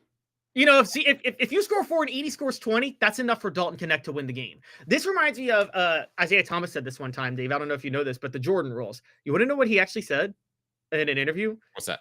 He said, maybe it wasn't Isaiah. Maybe it was one of the Pistons. They said the Jordan rules weren't for Michael Jordan. They were for Scottie Pippen. We knew if we took Michael Jordan out of the game and Scottie Pippen had to step up, he was not mentally tough enough to handle that. And if you watch that, Scottie Pippen a lot of times took himself out of the game in those 2 series. And Scottie Pippen was not very mentally tough. And then he got a migraine one of the series where they lost. So that's what happened in that one. Scottie Pippen would have been a complete washout had he not been on the same team as Michael Jordan. I know. Michael Jordan absolutely took receipts and made him accountable. He did. I mean, it's funny that Scottie hates Michael so much because, Scottie says people don't appreciate his greatness, but it's like you got to your greatness because Michael worked with you every day and demanded that you get there because Michael knew he needed you. Yeah. So, and then Michael Jordan's son slept with what? Scottie Pippen's ex-wife? Yep. Now we got to go through a few other losses. The Sister Jean Loyola Chicago one is a rough one. Tennessee was a 3 seed. Loyola Chicago was an 11 seed. They hit a game winner and then they go to the Final Four. Tennessee's going to the Final Four if they win that game. That's 2018. I want to throw a couple at you, Dave, and then I'm going to go back in history real quick, see what you think. Oh, I gotta share Derek's comments. He's absolutely right. Old school basketball, someone would have come off the bench as a villain to slow Edey. You're absolutely right. Yeah, they'd have knocked him out. They'd have knocked him to the ground. You may score on me, but you ain't gonna fight me. I agree. It's so 2008 Louisville, even though Tennessee got blown out, Dave, I felt was very painful because that Chris Lofton era was such a beloved team, and that for it to end like that was tough to watch, honestly. Agreed. And that was the season where Chris was sick, right? Yeah, but we didn't know it in that moment. Right. So the entire season was kind of like, what's going on? Something's a little different. I think even as he was sick, they got to number 1 that year. They had their best season ever to that point. Let me ask you this, though. We talked about the North Carolina game. Was the Charlotte game the next year painful because it was the end of an era, or were Tennessee fans like, good riddance? Get out of here, all of you guys. I think the players were like, good riddance. Let's get ourselves out of here. Oh, really? Yeah, I mean, I think Tony Harris was done. I mean, and I think that, he gets criticized, and I've poked fun at him on this show for the terrible shot he took that somehow hit the bottom of the backboard, which is difficult to do from 3-point range. But if you look at the other 4 players, nobody's moving. I mean, they just hung Tony out to dry. So, I mean, that is painful and an indictment of coaching and all of that. But I think a lot of those players were ready to move on. And quite frankly, I think some of them thought to themselves, winning this game means another week that I'm in this program that's toxic. Let's just get the heck out of here. Wow. You're telling a similar story to what people said about Tennessee football with Tyler Bray in 2011, where people think Tyler Bray and Derrick Rogers threw that game to Kentucky. I'd never thought about that, but I think that's a good comparison. Portions of the program brought to you by Quality Tire Pros, serving Chattanooga's community since 1957. All major brands of tires, full service automotive, brakes, alignments, oil changes, and more. QualityTirePros.com. Tell Bo that Dave Hooker and Off the Hook Sports said hello. And also, RickTerryJewelry.com. Rick Terry wants to be your jeweler, looking for affordable game day jewelry, a Tennessee tradition. RickTerryJewelry.com. With Caleb Calhoun, I'm Dave. Hold on. Yes, sir. I'd be remiss if I didn't do history real quick and didn't mention a couple of ones, because 1977, Tennessee was upset by Syracuse in overtime. That was Ray Mears' last game. That was the last game of the Bernie and Ernie show. That team won the SEC tournament, or the SEC regular season title. That team should have gone on to win a national title that year, and they lost in the first round to Syracuse. 76, they lost to VMI, another lesser team. And then in 1967, they lost to Dayton by 1. All 3 Tennessee teams were better than those teams. That was a different time. We're not always the best team in the NCAA tournament, but Ray Mears had a very, very bad NCAA tournament track record. Never. He did. He did have a bad tournament track record. He was an interesting cat. He claims that he came up with Big Orange Country. I don't know if he did or didn't, but it certainly removed him from the conversation of all-time favorite legends, because they got in a whole lawsuit battle over that. I'm not sure if you're familiar with that, but he actually learned that from you. Yeah, he felt like he owned that, and I don't know if he had it trademarked or not, but whatever the case, Ray Mears deserves an awful lot of credit for making Tennessee basketball relevant. And I would say that he actually did more than guys that have built it to this point, which would be Kevin O'Neal, Jerry Green, because he actually had to put together a show and make it exciting. And if I'm a coach, there's nothing worse than saying you have to win with this style, whatever the style is. But he had to win with a fun style. He had to have a fun program, or nobody was showing up to Stokely. Nobody. Yeah, and it was a football program. Go ahead. Yeah, and there's a 30 for 30 on the culture shock for Bernard King coming from Brooklyn, like black guy from Brooklyn coming to the South at a school that had just integrated 10 years before. And I mean, and he's there to make a program relevant that no one has ever cared about before. And I mean, it was a lot of interesting stuff on there. Danny White, Athletic Director of the Year. We discussed with Caleb Calhoun. I'm Dave Hooker, the show represented by Banks & Jones, Tennessee's trial attorney, banksandjones.com, as we broadcast live from the Ted Russell Ford Lincoln Studios, Parkside Drive in Kingston Pike. You are going to be blown away by the buying process. And Banks & Jones, find yourself in any sort of legal issue, banksandjones.com. They'll go to trial. Other attorneys won't. They lose money. They look at it like they lose money if they go to trial, so they'll settle. Banks & Jones doesn't settle. 2 minutes off Hook Sports. Like a blast from the past, the Super Dealer is back. Look to the skies, Knoxville.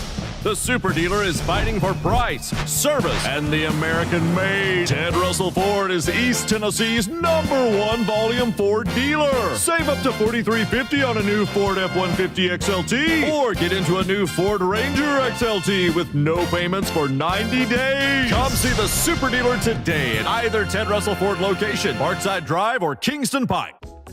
Sports Treasures in North Knoxville is one of the South's largest sports cards and memorabilia dealers, featuring over 10 million sports cards from vintage to modern. Sports Treasures carries a full line of hobby boxes, singles, autographed memorabilia, Tennessee Vol collectibles, fan cave decorations, and so much more. See a museum full of collectibles at Sports Treasures, 4819 North Broadway in Fountain City, and Sports Treasures on Facebook. Sports Treasures, where the real sports fan goes to shop. Community banking is about location and much more. It's about family. We reside in your community. We are a part of your community. At Commercial Bank, our commitment extends beyond the walls of our branches. It's displayed each day in the opportunities we provide, the money we give back, and the time we commit, all to help improve the lives of the people, families, and businesses that make our communities great. Commercial Bank, life made better. Double D Piping provides full-service fire protection on any scale. From residential homes to government facilities, we can assist any customer through design, fabrication, installation, inspection, and demonstration of fire suppression systems. With 30 years of service across 5 states and a full staff with over 40 years experience, our quality can't be beaten. Don't get caught watching what you could have prevented. Call Double D Piping, the absolute best in fire. A guy with a lot of jobs, but this one is the most important. This is not government work. As such, I treat it with care and attention. Until someone else calls. The Dave Hooker Show with Caleb Calhoun. Represented by T. Scott Jones. BanksandJones.com. Tennessee's trial attorney. From the Ted Russell Ford Lincoln Studio, East Tennessee's #1 volume and customer service dealer. Ted Russell Ford and TedRussellLincoln.net. Now to the Dave Hooker Show on Off the Hook Sports. Pseudo Sham says, I feel like I'm being targeted by this poll. You are totally being targeted. You're the one that said you bet against your favorite team. So we asked that question. Is it okay to bet against your favorite team? Where do we stand on that poll question, Caleb? Is it okay to bet against your favorite team? 50-50, yes and no. Yeah. It is absolutely okay to bet against your favorite team if you know your favorite team's going to lose. You guys keep saying it's like, again, they're like burning your house on fire. It's only like burning your house on fire if you lose your bet, because then you're going to lose your house. But if you win your bet... If you win your bet, you may have a new house. Exactly. So who cares if your house burns down at that point? Just burn it down and get the insurance. If you win your bet, you can pay somebody a good amount of money to who's experienced at setting arson to your house and not getting caught, and then they can do that. And like you just said, you can get the insurance money.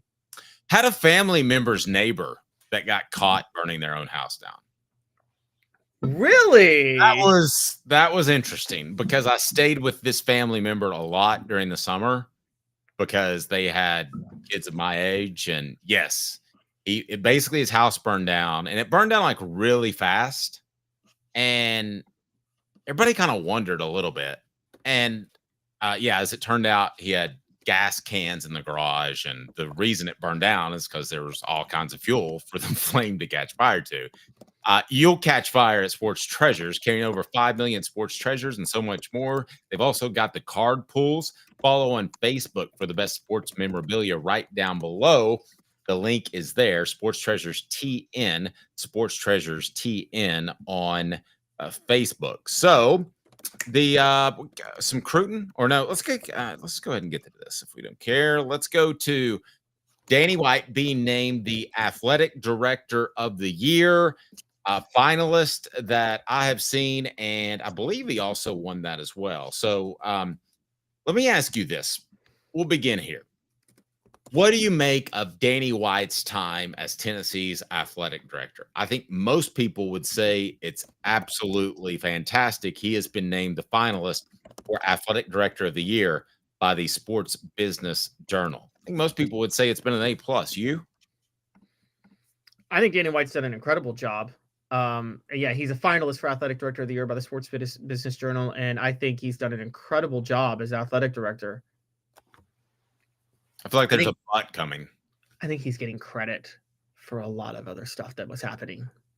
For a lot of things that happened before he got to Tennessee. Not that he hasn't done a good job,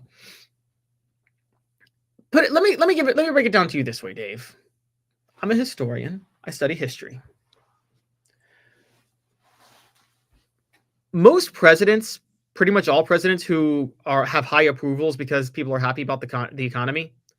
The economy is good because of 1,000 things that were done before they ever took office, and they take credit for it. To give you an example, you remember how Bill Clinton was very popular for the good economy in the late 90s? Yes. There was a dot-com bubble that happened from the Information Superhighway Act in 91 that exploded the economy in the late 90s. That's why he was benefiting from that. The same with Dwight Eisenhower in the 50s. People loved the Eisenhower economy of the 50s. That was because America was the only country that could produce anything because they were the only ones that didn't get wrecked by World War II. Of course the economy was going to be good during that time period. You and I could have presided over that economy and it be successful. It's the same kind of with Danny White. There were a lot of disasters going on with Tennessee before he got there. He did happen to take over at the exact same time the Tennessee ship was being righted, with or without him. And by the way, Caleb said ship, S-H-I-P. Yes, the ship. Mm-hmm. Go ahead. He gives a ton of... Now, I'll say this. The engine that drives the train is football. Danny White did fix the engine. He replaced the engine. But is it safe to say all the other car parts that were in place were very good parts, and all he had to do was replace the engine? Yeah, that's fair. I mean, he inherits Tony Vitello. He inherits Rick Barnes. One's a championship coach. One's as solid of a coach without being a champion as you could possibly be. But the most competitive hire in college athletics is going to be a football. So you make that hire, and that's replacing a heck of an engine, Caleb. I don't want to shortchange that hire. I think he made the right hire. Ultimately, won't this come down to what Josh Heupel does? If Josh Heupel starts to stumble, and he has stumbled a little bit last year, not completely fell down. They still made the college football playoff, obviously. But if he starts to stumble a little bit, falls short of the college football playoff this year, which is a real possibility given the fact they have to rebuild offensively and defensively, you might as well take that Sports Business Journal nomination away from Danny White, because you can do it retroactively if you would like. Let's make the poll question around Danny White. And to some extent, I want it to be, is Danny White an elite athletic director? Yes, Vols competing in everything, or no, he makes me spend too much money. Because Dylan points that out. There has been no shortage of asking for more out of your wallet. And Dylan points that out. Danny's done a great job at making me spend money. Whether it's this talent fee that they have, or whether it's a raise in overall prices, yes, it is a lot of money. And I know a lot of people, and let me discuss the talent fee for a second. That's an issue with a lot of people. Now, I'm probably right of that age, Caleb, where I could go either way. But guys that are slightly older than me, guys and gals, I stole that from Philip Fulmer. Guys and gals, they're not real happy about that, because some of them don't like NIL, and they believe players should be happy to get a college scholarship, and that's enough of a payment. People younger than me, like you, for the most part, support NIL because we thought it was and I do as well, we thought it was an unfair system. Is that fair to say? Yeah, absolutely. We thought NIL, So to finish that point real quick, it's the guys that are older than me, the guys and gals, that have the most money. So this talent fee thing rubs a lot of people the wrong way, and a lot of people that have deep pockets. I wonder this. I said it's just tied to Heupel, but I do kind of wonder if the talent fee thing could blow up in his face. I don't think it will, because everybody's doing it. So this is kind of a free market based thing. It's sometimes you can do things people hate as long as everybody else is doing it. Your phone company, guys, they make sure that your phone's battery starts to drain and suck after you've had it for 2 years. So you have to get another one. You know why they get away with that? Because every other phone company does it. So which phone company are you going to go to? I mean, I just wouldn't. I think it was a PR misstep. I just wouldn't have said it. I just would have given it to them. Don't tell them. Just say you're having to raise the prices and just like. Yeah. I thought that was a very bad PR move. I don't know who's reaching out to him in terms of PR. Derek says Danny White hasn't grown on me. I'm staying distance from him. He's like the high-end blonde. Do you want the hassle or settle for the girl next door with no headache? So was it Marie? What was the Ginger and Marie from Gilligan's Island? Is he Ginger or Marie? He's definitely Ginger. But I will tell you, you want Ginger, you want some style, you want that sort of thing. And we may want to go home with the girl next door, but you want Ginger going to your donors and asking for more money because she can bust it from them. I love it. Yes, but see the ones that do that, they're no boobs. The ginger that does that, the ones that use the looks to get what you need, they don't put those looks to good use in the bedroom. I'm just going to say it. They because they don't have to. So which one would you prefer? I'm just going to say that. Look, Marianne, that's what it was. Thank you, Steve. Marianne. It's like what you're saying, Dave. I got to be honest. You're right with to be fair, you're right. I'll say this: you want the ginger as the athletic director.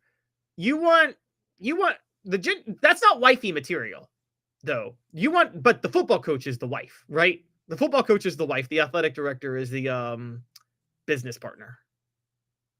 I guess. I mean, if you want to go in that direction, Dylan said the other thing that's rubbed people the wrong way is this hotel entertainment district. I don't completely understand that. Dylan says, I just wish he'd get this idea of trying to turn Knoxville into a playground. We have no use for a hotel entertainment district above G10 that a normal fan won't even be able to afford.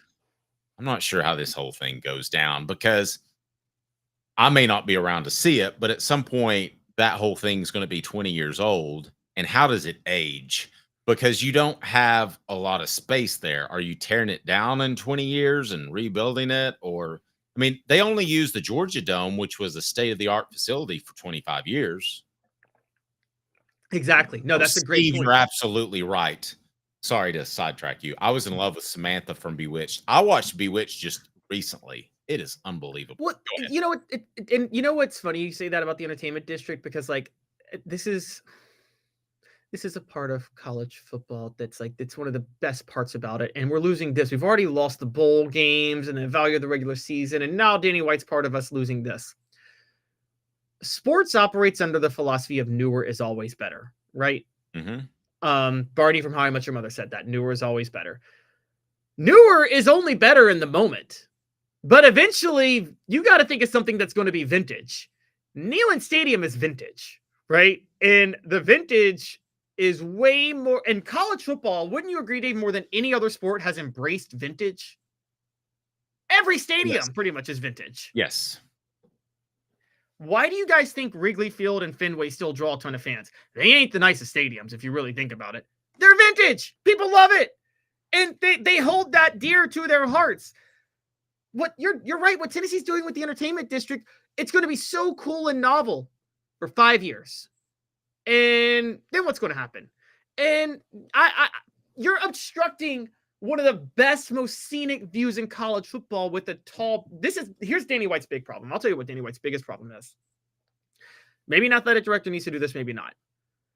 He's acting like he's still the athletic director at UCF. There you go. And how much tradition is there at UCF? None. And UCF is trying to grow a football program. That's great, the stuff he's doing at UCF. It's not needed for Tennessee. You don't have to do it at Tennessee. And I think it's going to come across sooner rather than later. I still credit him for the hype. I mean, but even like he told Jimmy Hyams was on our show and told him. He told Jimmy Hyams as great as he is as a hire, like he's known for making an early splash. And he said, I'm a marketer. He's like, my job is to market. And so he hires from marketing. That's why he keeps hiring up-tempo coaches. But I mean, Dave, I just have to ask about this real quick. He's hired a lot of successful coaches. I said that when he was hired, he's got the best hiring track record in the country. You know, someone brought up to me though, Dave, that nobody he's hired has ever won a national championship, even as they've gotten promoted to other schools. Where's Nate Oates' national title? No, he seems like a great young coach, but he also seems like a coach is okay with his players having guns that kill people. Yes. So a couple of different things on the message board. Jimmy says, why did UT pay a search firm to find a football coach, then hire the coach from Central Florida where Mr. White came from. That's fair, because I will defend the search firms to a large extent because I think they do a lot of background checking. But he should have known Josh Heupel's background from being there. Now, here's why he hired a search firm is because Josh Heupel was not his first choice. And he ended up settling on Josh Heupel because Tennessee was a total train wreck of a program and they couldn't go out and hire just anybody they want. If Josh Heupel if he's the head coach of the Dallas Cowboys a year from now, Tennessee can pretty much go out and hire whoever they want. I mean, they can't get Kirby Smart. Don't start bringing up Ryan Day and those sorts of things. But when it comes to a good young coach or even an established coach, they'll be in a far different shape than what they were. So that in and of itself, I think speaks to Danny White's impact. I'm a big White guy. I am a big White guy. And I just think that, listen, I've been around radio salespeople, and there can be a little bit of slickness to them. Is that a nice way to put it, Caleb? That's a very nice way to put it. It can be slick. That's comes with the territory. So is he a little slick? Probably, Caleb, but I don't have a problem with that. Can you update us on our poll question, please? Yes. Is Danny White an elite AD? Yes. Vols compete in everything. No, he makes me spend too much cash. You want the results? And then I'm going to set up a poll question too. Yes. Yes, Vols compete in everything, 62%. No, he makes me spend too much cash, 38%. And, I got to ask this because, I think about this with Tennessee and, there's an affordability crisis for kids going to college, right? Yes. There's an affordability crisis in this country. How are things like the entertainment district and other stuff like that still being built when fewer and fewer people have it? When those prices are way higher than they used to be and fewer people have the money to be able to afford to live anymore? How do these things still work? Is it just like of, by, and for the boosters and their rich kids? Quite possibly. My question, I want to ask this on the message board. So between the pilot sponsorship, the talent fee, and the entertainment district, what do you have the biggest issue with? And maybe we could make that a poll question. The UPS store Hardin Valley, helping individuals and small businesses, wide range of products and services, locally owned and operated. The link is right down below. We highly encourage you to check them out. We certainly appreciate their support. Caleb, Tennessee's fan base seems to have 3 issues with Danny White. And one is talent fee, that older fans that have money have an issue with that. I had an issue with the pilot sponsorship and the way it was spun. This is an opportunity to keep things in-house or whatever was the term they used. The bottom line is they didn't have to sell a sponsorship. They wanted the money. And then the entertainment district, which I think has a shelf life. And I think that you talked about tradition or vintage, I think was it the word you used? Is it vintage? Yes, okay. Vintage. Okay, well, vintage is tailgating. Nothing speaks to college football more than tailgating. So you're taking away a lot of tailgate area. Have you been to many NFL games, Caleb? I have been to NFL games in Nashville, Green Bay, and Washington, D.C., which is not even in Washington, D.C. It's in PG County. Right. Okay, so take away Green Bay because that's probably the outlier. But for the most part, if you're standing around an NFL stadium, you have to pay money.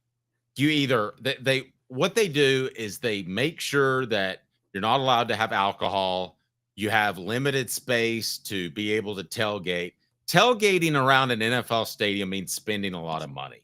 Tailgating around college stadiums, especially UT, meant that, yes, you paid for your parking pass, but you were able to carry all your stuff there. So the entertainment district's going to take that away. So let me hear from you in the message board. If we want to make it a poll question, we can. My biggest issue with Danny White is talent fee, pilot sponsorship, entertainment district. Caleb, as we move along, you had a young man who has an issue with the University of Tennessee. And we're talking about one of their top prospects. He explained what happened to him in his commitment and why he ended up at the University of Florida. So let's go Let's talk Lagonza Hayward, 4-star defensive back for a moment, rated as the number 3 safety in the nation, the number 35 overall player in the 2025 class. He was committed to Tennessee for 4 months, if you remember. Out of Georgia, he signed with the Gators 3 days after decommitting from Tennessee. Now, Hayward had this to say, quote, honestly, it was like the whole situation kept happening. I kept catching several miscommunications. I ain't going to down talk nobody. It was several miscommunications. Then they stopped talking to me, talking about Tennessee, the week leading up to signing day. They completely stopped talking to me. So I'm a 17-year-old kid about to sign, and y'all completely stopped talking to me. And then Florida never stopped talking to me, even when I committed to Tennessee. They kept applying pressure. So I was like, man, you know what? I'm decommitting because I'm not going to lie. I went down there the same day after I decommitted, took my phone out and powered it off. I didn't want to hear nothing. Now, he also said me decommitting showed me what it was with Tennessee fans. If you've seen my post, if you've seen my post and you went into the comments, Tennessee fans hated me when I decommitted because it was like, y'all got to understand, I'm a 17-year-old kid and I'm still learning as I go. I ain't like I know everything. Some of this is tough to read. All right, Caleb, is Tennessee's fan base on social media a detriment or a strength in football recruiting? I have strong feelings on this one. We'll dive into it now. Your thoughts? Oh, they're 100% a detriment. And I think that what Vol Twitter does, it helps them out. Let me say this. It's good and bad. It helps them wield a lot of power over the people in charge in the administration. Is that fair to say? Yes. It also works against them. And I'll just give you guys a quick example is I'm going to bring his name up. And I'm going to walk on eggshells a little bit just because his brother has been partnered with our program for a while. But Cade Mays, the stuff that was said about Cade Mays, Dave, when he flipped from Tennessee to Georgia in 2017 was pretty awful. And don't forget this. Cade Mays was committed to Tennessee. He wanted to go to Tennessee. But what happened? Butch Jones became the worst coach in school history, and the school became a complete catastrophe, and fans nixed to hire Cade Mays. Didn't know what was going to happen. Of course he was going to commit to Georgia that was playing for a national title that year. Cade Mays would have been insane to go to Tennessee with Butch Jones as the head coach. Exactly. Totally insane. So he transfers. Cooper Mays commits to Tennessee a year later. There's an issue with Cade Mays and his father and Georgia. So Cade Mays ends up transferring to Tennessee. And even Cade Mays, after he decided to transfer to Tennessee under Jeremy Pruitt, there were still some Vol fans on Vol Twitter that were like, haha, told you, we knew you'd regret going to Georgia. We're not sure we want. I'm like, guys, he's not transferring back to your school. Take the win, right? And it's that really illuminated me of Vol Twitter's got to be careful. Sometimes it's savage. Sometimes it helps to win debates. I mean, Vol Twitter was the funniest one is, even though I like Penny Hardaway and I'm a fan, when he and Rick Barnes were having their war of words the first year that Hardaway was at Memphis, Vol Twitter got hold of Penny Hardaway's grades and found out he was academically ineligible to play at Memphis his first year. So, I mean, that didn't help the Powell Panthers as he knocked us out of the sub-state. Diesel 80 says this happens everywhere. Soft generation, dude, you decommitted. These kids wanted to be catered to, soft but not surprised. Then another comment kind of along those lines, Pseudo Sham says that's all fans. Caleb, I think it is all fans. Now, if you want to point to the Greg Schiano thing and the fact that Tennessee actually affected the hire, their fans on social media, and they did, then you can go there because that's a pretty blatant example of Tennessee's fan base on social media altering the course of the program.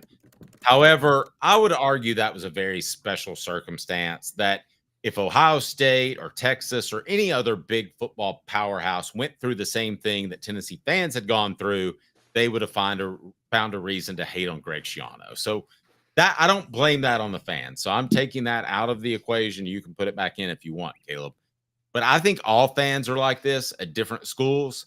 I think Tennessee's fan base is fervent, but there are probably about 20, 25 other fan bases that are that passionate as well, I think it's a huge bonus. I think I think that it's won them recruits.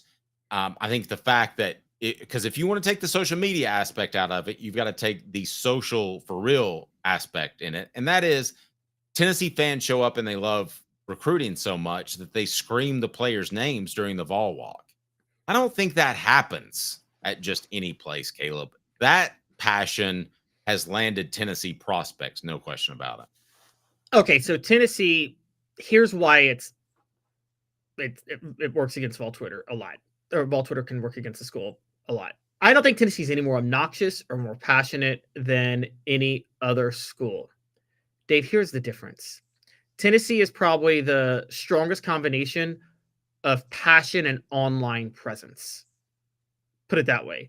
So while I think Alabama fans and Florida fans are just as savage as Tennessee fans, I think they're less online than Tennessee fans are. Alabama's probably still learning about what. Are they not 5G in Gainesville or Tuscaloosa? Well, Gainesville, they're always outside hanging out at the Jimmy Buffett bars because it's, Florida. And so they're wearing jorts and, why get on the internet when you can go hang out at your indoor-outdoor bar right down the corner? And Alabama's just now learning about this fancy internet thing that's happening.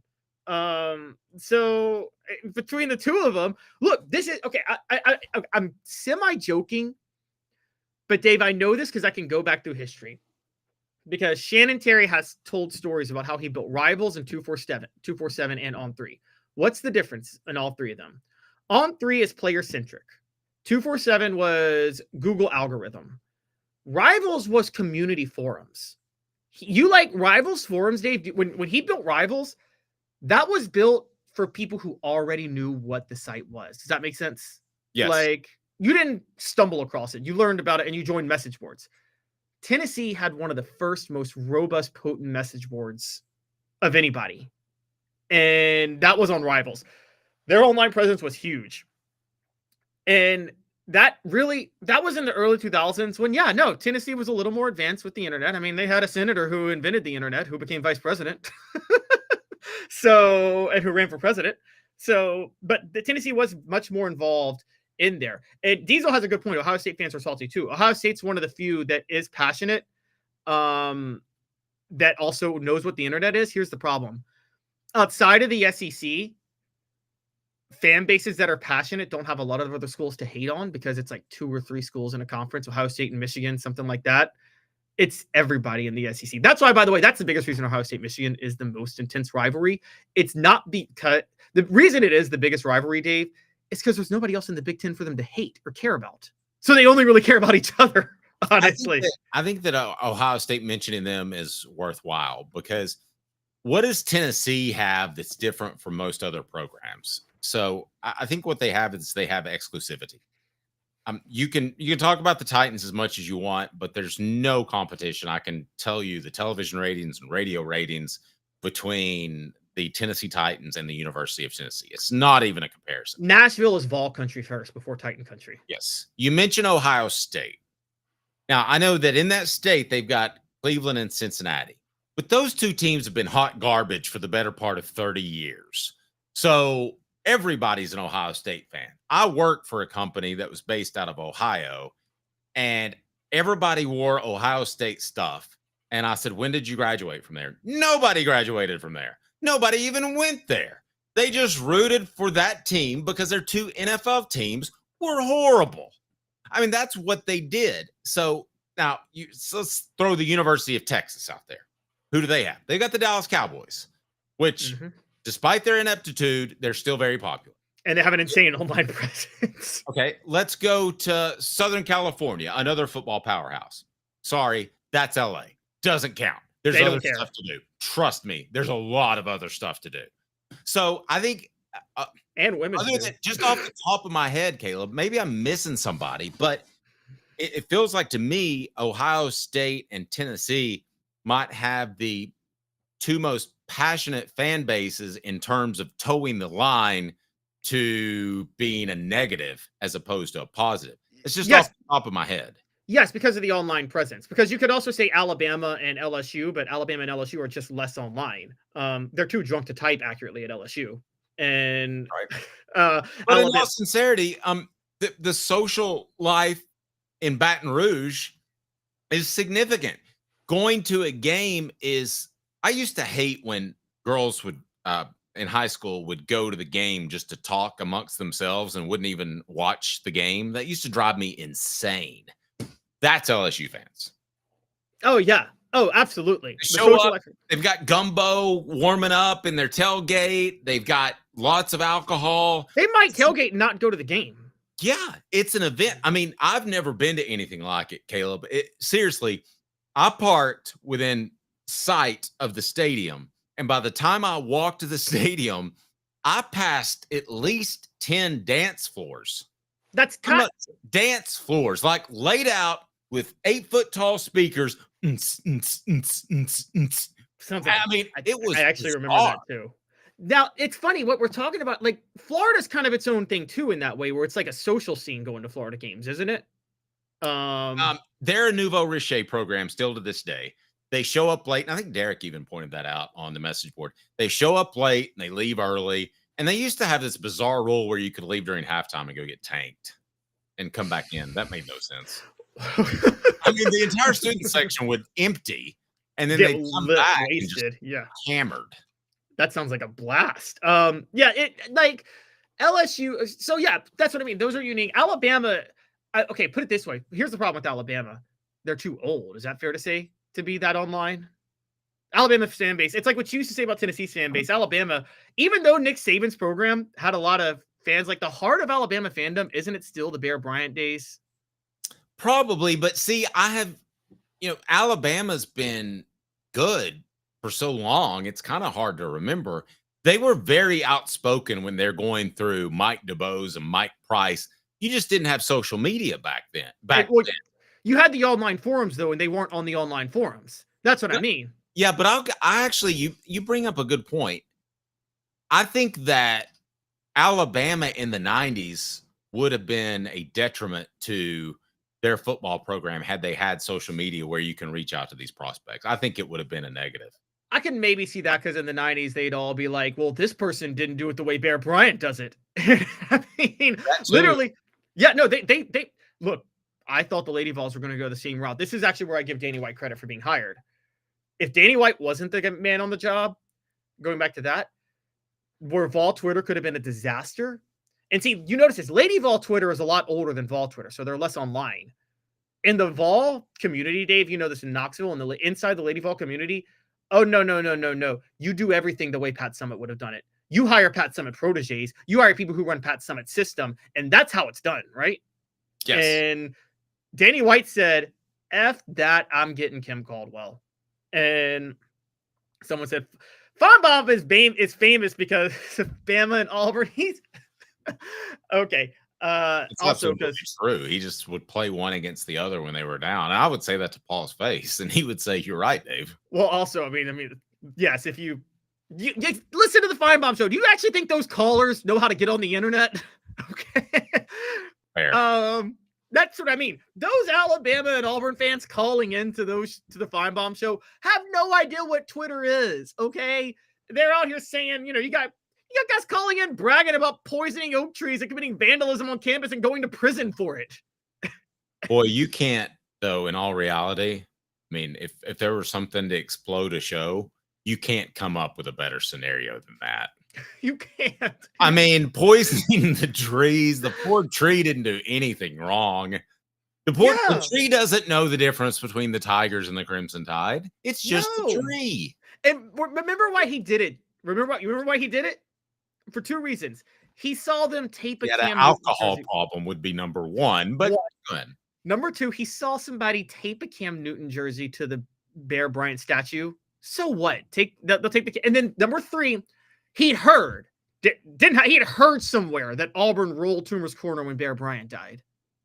And that guy was off his rocker. I mean, we can't give any Harvey Updike. That's right. We can't give reasons. It's like the crazy person. He didn't even go to Alabama, by the way. Who? Harvey Updike. He didn't even go to school in Alabama. There's no way that he got accepted to any college that's accredited. Maybe what is it? Phoenix University, where you send University of Phoenix. Yeah. Yeah, University of Phoenix, where they send you your resume and they send you a diploma back. Yeah, that's probably. I had a family member that did that. She had a minor. She had a bachelor's with a minor in business, and I'm like, I went to school 6 years. 6 years to get my degree. You sent your resume in. I'm sorry, those two things aren't the same. No, not at all. Not at all. And that's what I mean. Yeah, he didn't go there. And you're right. Everything we're talking about is like, he's clearly wasn't right in the head, but also I remember Alabama online fan base trying to make cases where there were stories of Auburn rolling Toomer's corner when Bryant died. But Dave, I think it was actually an honor of Bear Bryant, not like, yay, we're happy he's dead. You know what I mean? And so like, that's what was so ridiculous about the whole it. thing that the tree had to die slow and they had to test it and all this. The whole thing was so bizarre. Like if you wrote that down and made it up, nobody would think it was. No, nobody. What? Who? What? This is the funny thing. He called in and admitted it. He called this. You talk about book smart, street smart, smart, dumb, smart. This dude was smart enough to figure out exactly what type of poison to put in trees to kill them, but dumb enough to like admit it. And it was all being based on an Alabama game that he was upset about happening. Well, I hate to tell you, all you need is diesel oil. You know, I mean, diesel fuel. You don't need to use the fancy stuff. Diesel fuel will work just fine. Not great for the environment, but I don't think Harvey Updike is an environmentalist. The show represented by Banks & Jones, Tennessee's trial attorney, banksandjones.com. Steve with the shot out the door. Most Bama fans take 6 years to get out of the 7th grade. Fair. You know what they say in Alabama, in the state? And I'm not even joking. You know what Auburn fans say? What is that? They say the difference between an Auburn and an Alabama fan. Auburn fans went to school at Auburn. Alabama fans got a t-shirt at Walmart. Ouch. All right. Ted Russell Ford Lincoln Studios. You will absolutely love the buying process at Ted Russell Ford Lincoln on Parkside Drive in Kingston Pike, in East Tennessee's largest volume dealer. Can't tell you how great it was to be able to go home with my Jeep that we've shared pictures of and that I absolutely love. I couldn't be happier. For Caleb Calhoun, I'm Dave Hooker, and get better, Andy White.